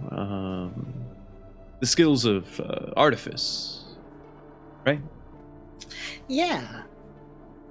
So, I know a couple of individuals, but I need to ask you a particular question before I can really answer effectively anyway. I'm assuming that you also, like your friends, are not from Kuvalian? I'm not from Kuvalia, and I'm not where they're from. Your accent is kind of hard for me to place, so that's why I've not particularly... Well, that was why I asked. Regardless of that, how do you feel about Dragonborn? And go ahead and give me an insight check, please. Did we all hear that, right? Yes. Okay. This I is think after Brendan your short instinctually- rest. Like, all of you Yeah. are privy to this conversation. You all can understand the language now. And Brendan instinctually goes, "What?" Okay, here we go. Disadvantage, Talk to me. baby. I'll be. if you want to go ahead and roll 280, I'll let you roll as well. Okay, goodbye, cruel world. 2 plus 3, 5. You still have one advantage left from Varl. Oh, Can I roll again? Yep, with just one die, just the one? and you have to take whatever the Okay. result is. 11. Okay. I got 19. 80 is 100% clear that Ganthelrook said that in a way that means that this is a test. And Sisk has no idea what Ganthelrook means with how he said that. Sisk might even be a little bit surprised by him asking the question at all. If Oh. I was somewhere where I could meet Sisk's eye, I would just kind of like be as subtle as I could and just sort of, Sisk is going to pick up on that subtlety. Just so slide in easily. the frame. Just go.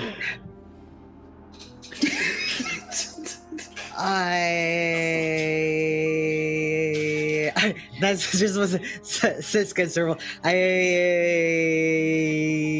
Ganthelrook, how do you feel about Dragonborn?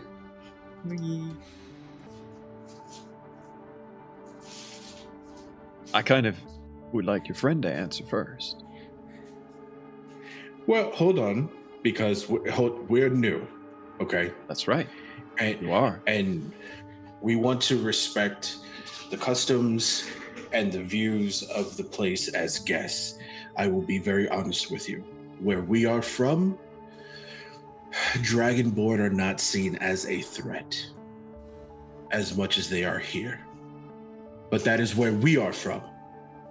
But we are here.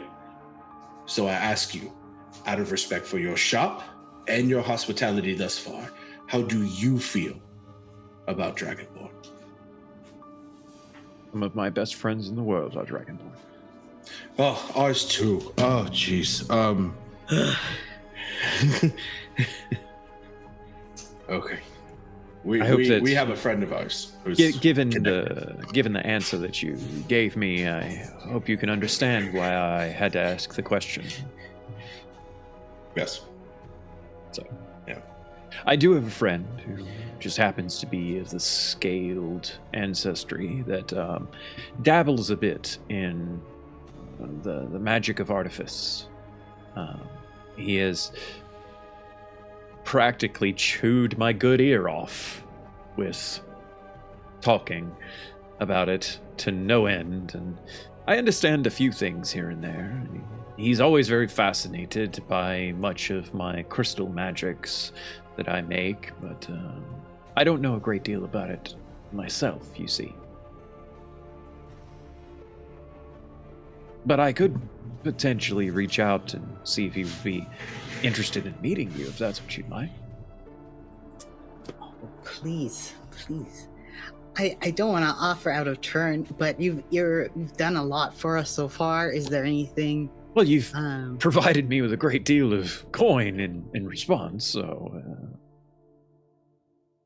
that's what any good mercantile system does, right?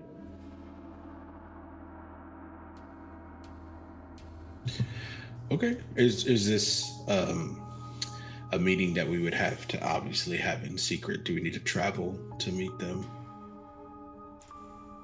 I'd have to find out from him how he would want to arrange that. Where are you staying, by the way? We don't know. Oh, really? Yeah. We actually need to go somewhere and register that we're here. We got the paper for that. You haven't visited the Office of Foreign Affairs? No, we wanted to be able to speak to the Office of Foreign Affairs before we visit. That's not good. Why? Legally speaking, I'm not allowed to do business with anyone of foreign origins without permit.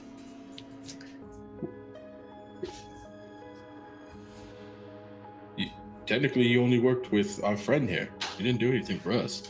They are still not Kuvalian. Well, I mean, how are we supposed to? Like, we want to be able to communicate, you know? Right. The Well, Office of Foreign Affairs has translators and a few individuals that even use these, and he gestures to the earcuff. I mean, I think we were told by the Sky Guard. I don't know if they stressed the importance of going to the Foreign Affairs office first. So, Well, wait. You've been exceptionally generous with us, and it would really be a shame if we took advantage of that generosity and, broke the rules.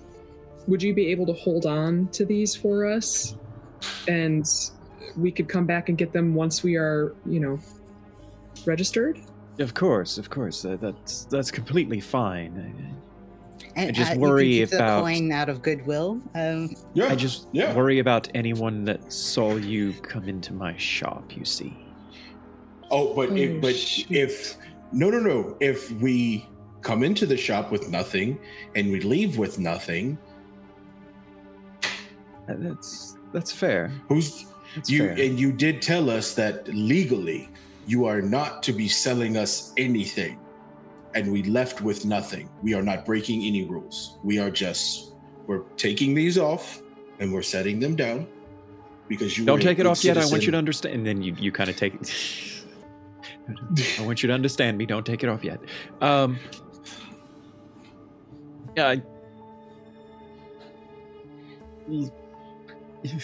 You can tell that he's like very flustered by all of this.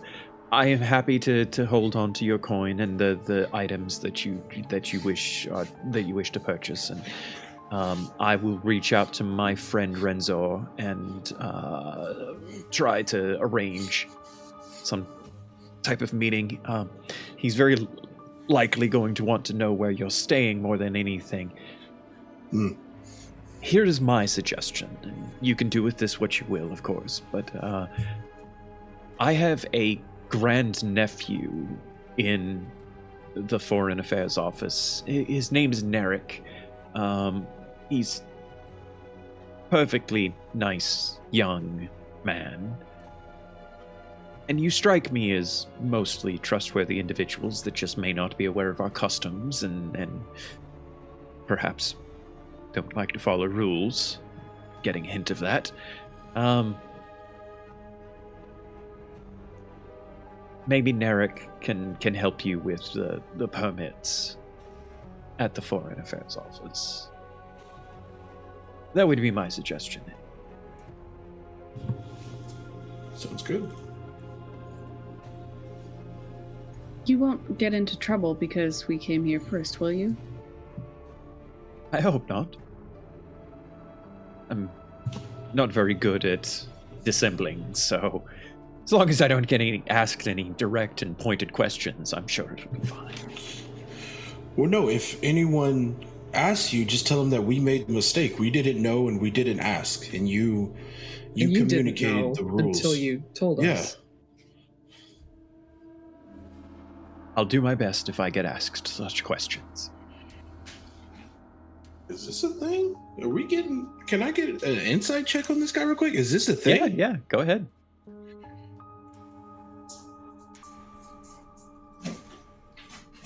Okay.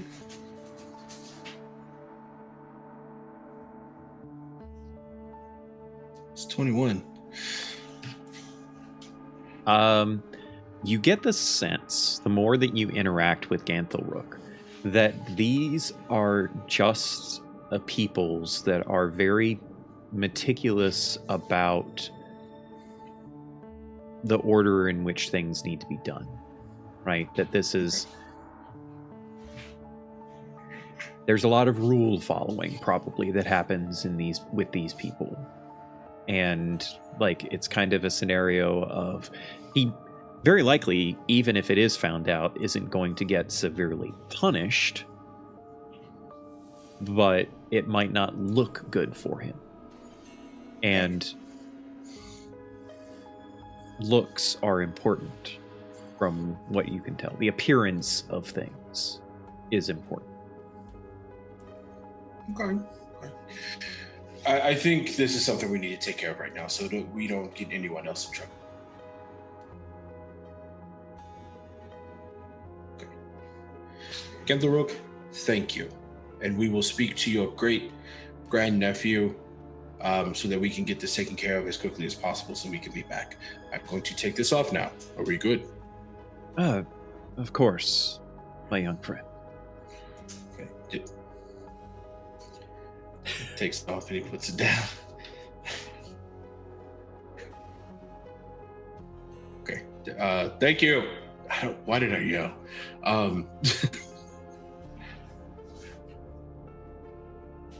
Is there anything else that I can be of service with before you all head out? Legally, I don't think so. We'll be back soon. You'll see us in a bit, hopefully. I look forward to it. For what it's worth, also, just so you can inform your... Well, you were the one primarily asking, but just so you can inform your companions, Renzor, I think, understandably so, is sometimes difficult to get in touch with, and it may take me a little bit of time anyway to arrange whatever meeting it is that you end up having. Perhaps on your return, you could have sorted out where it is you might be staying. That could be helpful. Any recommendations for nice lodging? You are in Athurack. Everywhere is nice here. Mm-hmm. It all depends on how much coin you're willing to expend. Gotta make sure I can spend it first. See ya later. Indeed. Safest of travels to you, my friends.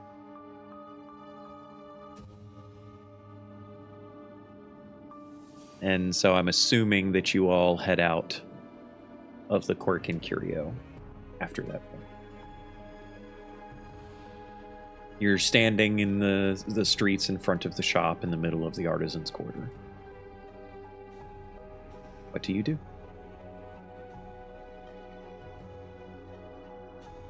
Did we ask directions to the Foreign Affairs office? You did not, but we can hand wave that and say that you are able to get directions easily enough. Push Serval back in and be like, go figure out how to get there.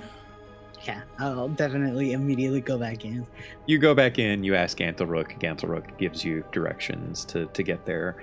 And while you're getting those directions, thank you so much, Rebels Without a Castle, for joining us tonight with your raid. Welcome in. Our illustrious friends have just realized that they have committed a faux pas in this new city that they have traveled to, and now are probably going to figure out how they can make amends. Hey, Pyrea! So, you get directions from Gantlerook. Sis comes back out, still as Serval. Do you just head off in that direction?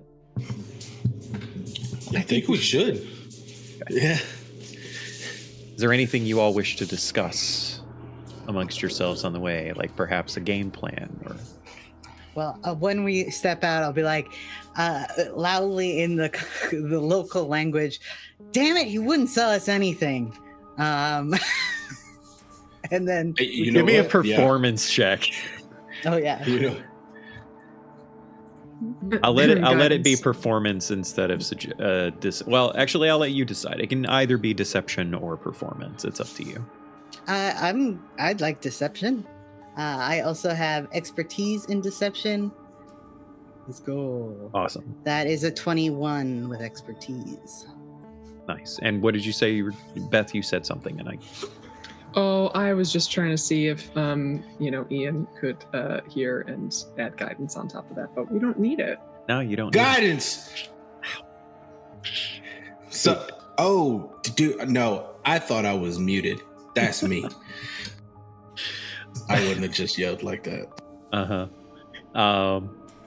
So yes, Kay, Sisk feels relatively confident that if there was any observers to you, that you got your point across well enough.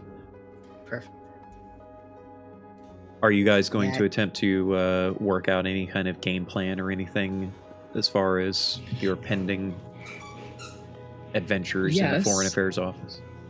Well, okay, serious Definitely. question. Yeah. What game plan do we need? Like, we have the paperwork. It says we're good. We should just be able to, like, hit We reception. go right? in, we ask for Narek, Uh-huh. we Question. If we ask for Narek, is it then obvious that we had been speaking? dang. we were here's the thing, we were told that we couldn't receive any there couldn't be an exchange of goods for money. I But know. I speaking, feel like we're really pushing. well, no, it's a solid thought, because if we can't even buy anything until we're registered, like, we want to I make sure think- that. I think, as I thought earlier, honesty is going to be our best policy here. We go in, we say we're unaware of the customs. We went out. We were invited by the Sky Guard to visit the Quirk and Curio for translation help. We didn't realize the Office of Foreign Affairs would have that handy, and so we went there first. And Ganthelruk told us that we should have come here first. And so we regretfully apologize for the breach in custom. Perfect. You will be talking. I will stumble my way through, but I feel like Sisk might... well, I guess maybe the language barrier could help prove our point here. So I could try. I thought you were also learning. I'm doing okay, but I'm not, fluent. Oh, you'll be fine. Yet. Good Alrighty. enough game plan for me. Let's go Ask for do Narek. bureaucratic shit. So you head off in search of the city center. At this point, it's definitely getting later in the afternoon. Like, you start to wonder, because government workers in the Imperium would often bug out as quickly as they could at the end of the day, so to speak, and you start trying to you start feeling as though you need to hustle along to get there, hopefully before Narek ends up leaving, not knowing what kind of work schedule or shifts or how any of that even remotely works here in Kuvalia. And so as you're hustling along, you can see that there's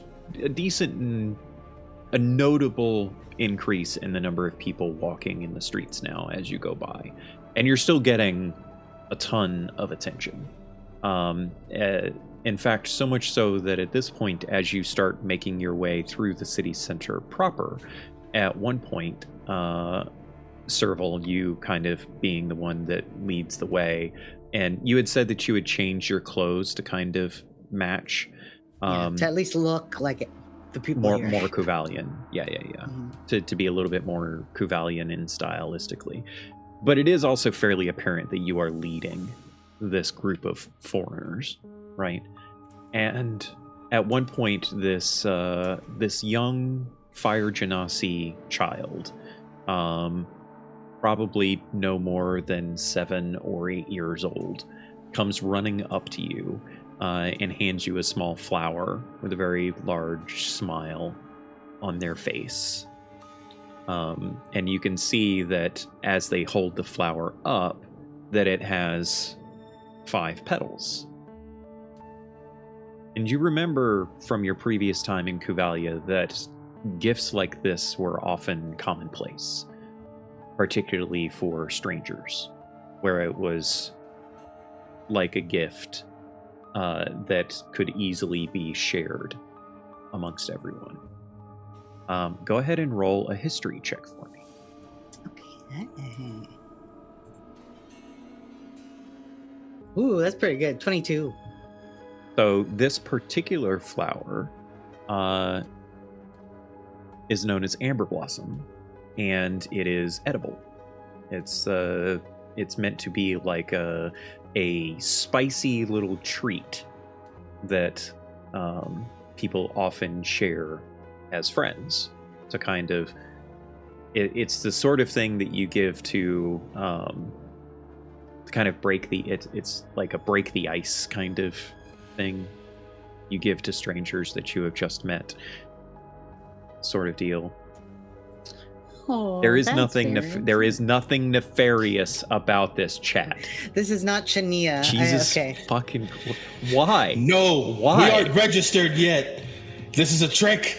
He's a spy. He's not a child. This is a 35-year-old fire genasi man. I'll turn to everyone and What this have I? young, Never mind. this young boy would like to share a little treat with us. I think to invite us into the community, and I'll talk to the little kid as well. I'll be like, thank you That's very so much. nice. Now, it He's is got- worth he's pointing got- out that there are 5 friends that are not obviously Kuvalian. And so I think Sisk, especially with that check that she made, understands that this is meant for the 5 strangers because you Yeah. are not seen as a stranger in this moment. Absolutely. It's for you. You can all take a little flower. It'll be a little spicy little treat. Excellent. Yeah, Or take a I petal. love that. Yeah, hot girl summer, hot chip. Balin immediately just reaches out and takes a petal and is just smiling furiously at this and pops it in their mouth and starts chewing. And you can see their eyes kind of open wide and a big smile on their face. That's spicy. I don't do well It's with got spice. some- Is it spicy. It's got some kick to it, yeah. Yeah. Oriana, like, very gingerly grabs one, and Is that the suffering? I hope not. Oh, there it is. Great. Ooh. So who can't handle their spice? It's up to you guys. I'll let you guys decide if you feel like it. It's not super spicy, but it's a kick. It's got a kick to it. I'm What legit gonna level of say flamin' hot handles. Cheeto is it? Oh, it's Yeah, it's there we go. it's definitely up there with spicy flamin' hot Cheeto. The extra Wonderful. hot, Yeah. solid. I think immediately seeing Phelan's eyes go wide, 80 would have popped it right then. Like, fuck yeah, let's see what this is about. And I think she can handle Take spice 80 pretty to a well. Rave. 80, I feel like in a rave would be crippled. Oh my god, yes. Absolutely. What about Mira? Cool. Can Mira handle her spice, or is she the opposite? Absolutely. She is right there with 80, delighting in the, like, ooh, it hurts so good, and laughing at the others who can not handle it quite so well. 80 tries to hide it, but eventually she does get some hiccups. And then she just, like, holds her breath, and they go away. What about Bren? How does he handle the spice? He's like, he puts it in his mouth and he's like, well, I don't know, it's really good. I need to go now. Like, he just gets real quiet. I need to find somewhere to. Thank you, small child. As Bren is acting that way, you just see the young Genasi boy just start giggling furiously and just starts running away. You see him like running towards his parents and what is very likely an older sibling there, and just like rattling off laughter and giggling and all of that. And you can see Bren, the mother of the group, kind of makes eye contact with you and has a very nice smile on her face, and she just closes her eyes towards you and she just bows, bending at the waist. Bryn bows back, but then like he comes up, it's one of these, he's like,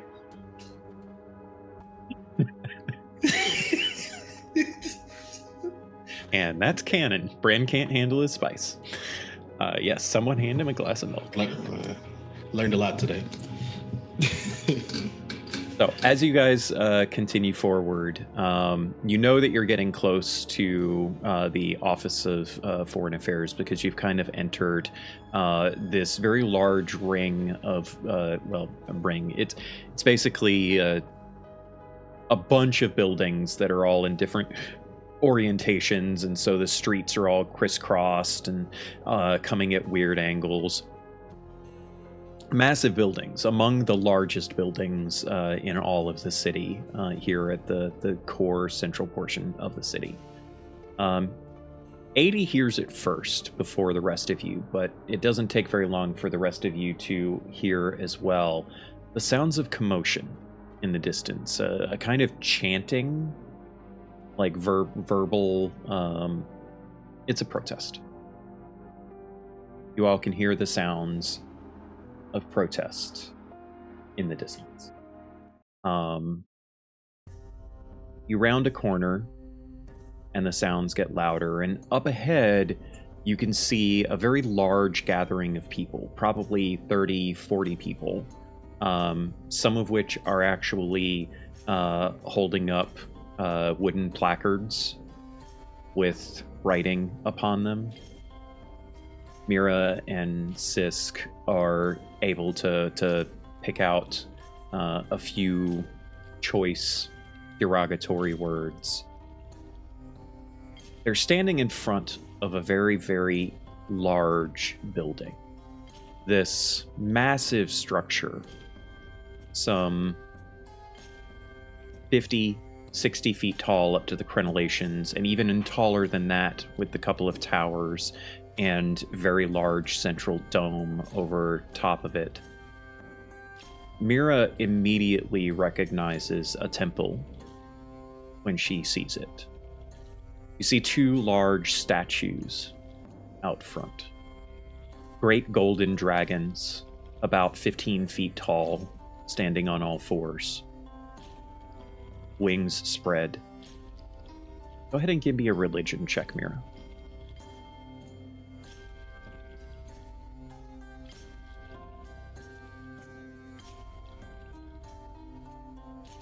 With disadvantage, I got a 19. Nice. I forgot that was your deficiency roll. I was wondering why you rolled 2 dice. 19, that's fucking great. Tell me how Mira would recognize a temple of Vitharion when she sees it. Do you know who Vitharion is? Do I need to refresh?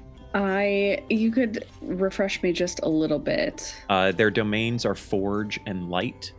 They are believed to be progeny of Vimridale, and they are often depicted as a golden scaled dragonborn. I think, in her teens, Mira spent a fair amount of time with a lot of different, kind of in and out of different temples and things. But I think her memory was maybe sparked in the town where they met Dove and Nora, because there's a big forge there and a lot of artisan stuff and creativity. I think perhaps there was a temple there or an indication that there was some interest in Vitharion among Dove's companions, and so I think having that sort of in her recent history had sparked her memory of Vitharion from her teenage years in her study. Okay. As you see this, the sight of all of these people standing around this temple, you kind of take in the temple, and you can definitely smell the familiar aroma of a forge nearby, even if you can't see it immediately. And Mira knows that forges are a commonplace thing at temples of Vitharion. She's probably never seen one this large before. But I feel like her history would be able to tell her that this is also very likely a place of learning. Vitharion often is considered to be a teacher of craftsmanship, and one of the tenets of those that follow Vitharion is to pass on the knowledge of craft and the ability to make things to anyone and everyone willing to undergo the trials of learning. And as you guys are standing at this distance and you see the protest gathered in front of the temple, you also see standing on the steps of this temple several very, I say large in the sense that a few of them are rather imposing, but you see individuals standing opposite them, on guard, in place. Most of them are Dragonborn, but not entirely. There's 6 of them in total, and one of them in particular stands out as being kind of in the center of the group and down a little bit further on the steps than the others, as if they are putting themselves closer to the danger of the crowd that is gathered. A blue dragonborn, massive in size, easily 6.5, possibly even 7 feet tall, wearing relatively light armor compared to the others, whereas most of the others are covered in full plate armor.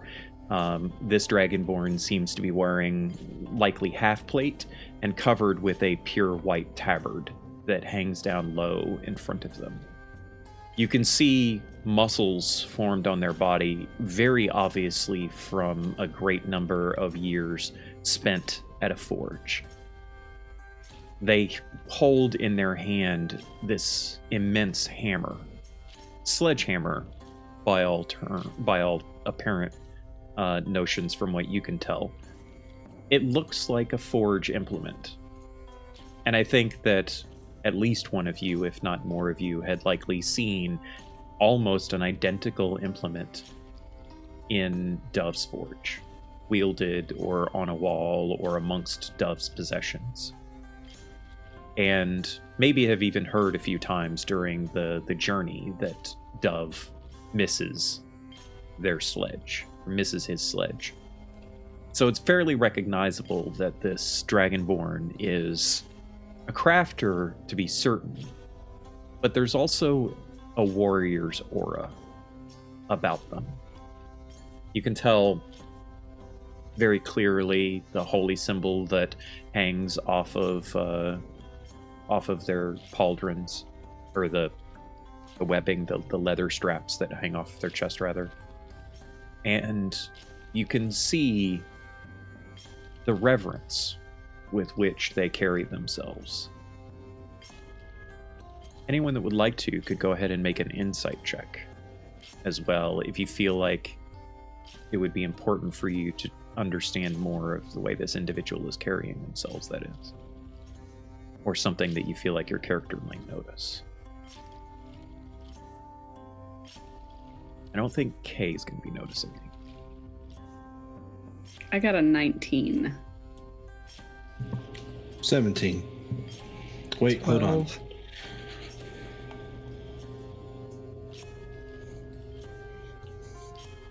21. I don't know why that took me a while. So, Bren and Mira, I'll let you guys decide for yourselves how this information comes to you and what level of importance you would place upon it. But I think you both would recognize very clearly an individual that has dedicated themselves to Vitharion in a way that only holy warriors tend to do. Someone who vows oaths, who takes oaths in service to some cause that is greater than themselves. And in this particular case is channeling that oath through the light of the forge. I think Bryn is standing there and he's looking at everything, and he crosses his arms, and I think this is a rare moment for him and Mira of like there's of knowing, you know, like we're on the same. It was shared Mira, right? look. Or was it 80? Yeah. There's like there's a shared look that does not happen between them often, to where I think they both kind of like get it.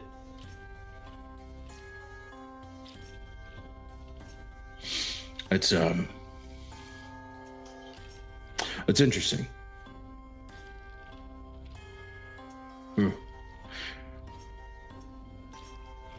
How does Mira feel about what she sees?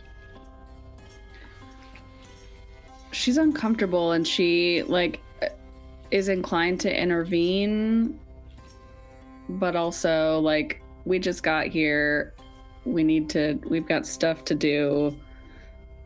We, have a small piece of information and probably shouldn't make decisions based on like one scene and having been here for a couple of hours. There's that wavelength. They're both connecting on that, but it's still, we're putting that in the pocket. We'll come back to that at some point. It is also worth mentioning that as much as this is very much a protest, and some of the things that are written on the placards that a few of the folk are holding are fairly vile in their descriptions of their distrust and outright hatred for dragonkind, there's an ironic orderliness to it. No one is advancing above or onto the steps, right? There's almost this like invisible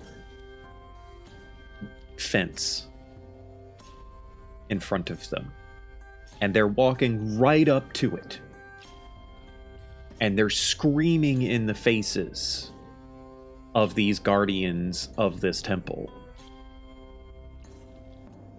but they're not taking that last step that would escalate that situation.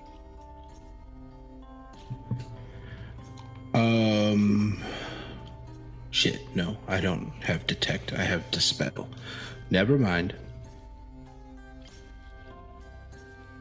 Think you've got other folk in the group that are capable of doing detect magic, if that's what you're referring to? Looking for? You as a player can tell them what you were interested in, and it might also, because if it's something that you're thinking of, they might just need that nudge, and it would occur to them for their characters as well. I don't think that them stopping at the way that they are is just because they're being polite.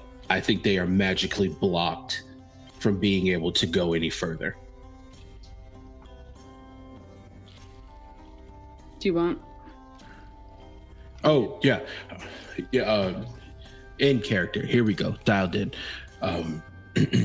Is there any way you can see if there's a reason why they're unable to pursue any further? I feel like they're just not being polite.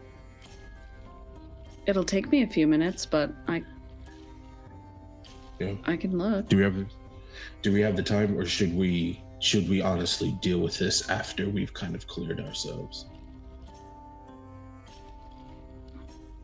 I think we could circle back. It's going to take 10 minutes. We already stand out as it is. Okay. Is Mira really the only one that can do here. detect magic? I thought either 80 or Sisk could as well. Oh, I'm sorry. I guess I was wrong. I can. I just didn't have it prepared. Ah. Yeah. Yeah. No. Let's make sure that we're okay, and then we may have an easier time to ask. We can ask Athurack too, or their friend. And honestly, I think with that, because Bryn has the paperwork, I think with that he's just gonna push through, like in a matter of like, let's just please get this done. Yeah. So do you actually try to circumvent the protest, or do you just walk through the protesters? I just walk through it. Okay. Because in his mind, he's above table. He thinks that there is a magical barrier that's preventing Dragonborn from getting any closer to this area. And so we're not Dragonborn, so we should be able to pass through. And honestly, if we are able to, that's just going to kind of like, he's going to go, all right, there it is. What about the rest of you? Do you just stay on Friend's heels? Yeah, I would follow Is Brent. this the building we need to go in? No. This is this is a temple, so. Oh, But well, you then do need he to go goes in the- past it to get to the Office of Foreign Affairs. Just Okay. give it a wide berth. As The you're good old going banana past, Mira, you feel Oriana clutch your hand tightly. She's very, very nervous by this. And Phelan also picks up on that as well and kind of follows very closely behind Oriana, offering his support in that way as well. But as the lot of you are moving through, you can feel all of your emotions, and particularly 80 is experiencing this at perhaps a more heightened level than everyone else. You can feel all of your own emotions rising. Your own hearts begin to race. Just even though you're not protesting, even though you're not part of it, just the proximity to it affects you. You can tell very clearly that many, if not all of these people, are vehement in their almost hatred for Dragonkind. The fact that this is how they're choosing to spend their time, it obviously hurts them in some way emotionally, and this is how they want to voice that pain. And as you're walking through, Mira, you catch eyes with the Blue Dragonborn. Their eyes are like golden coals sitting within their skull.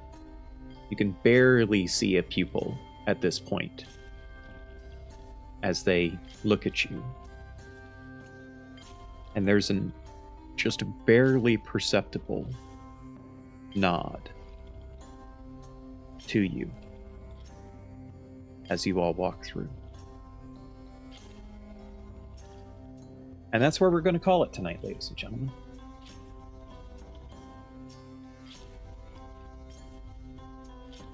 No, I got questions. Hold on.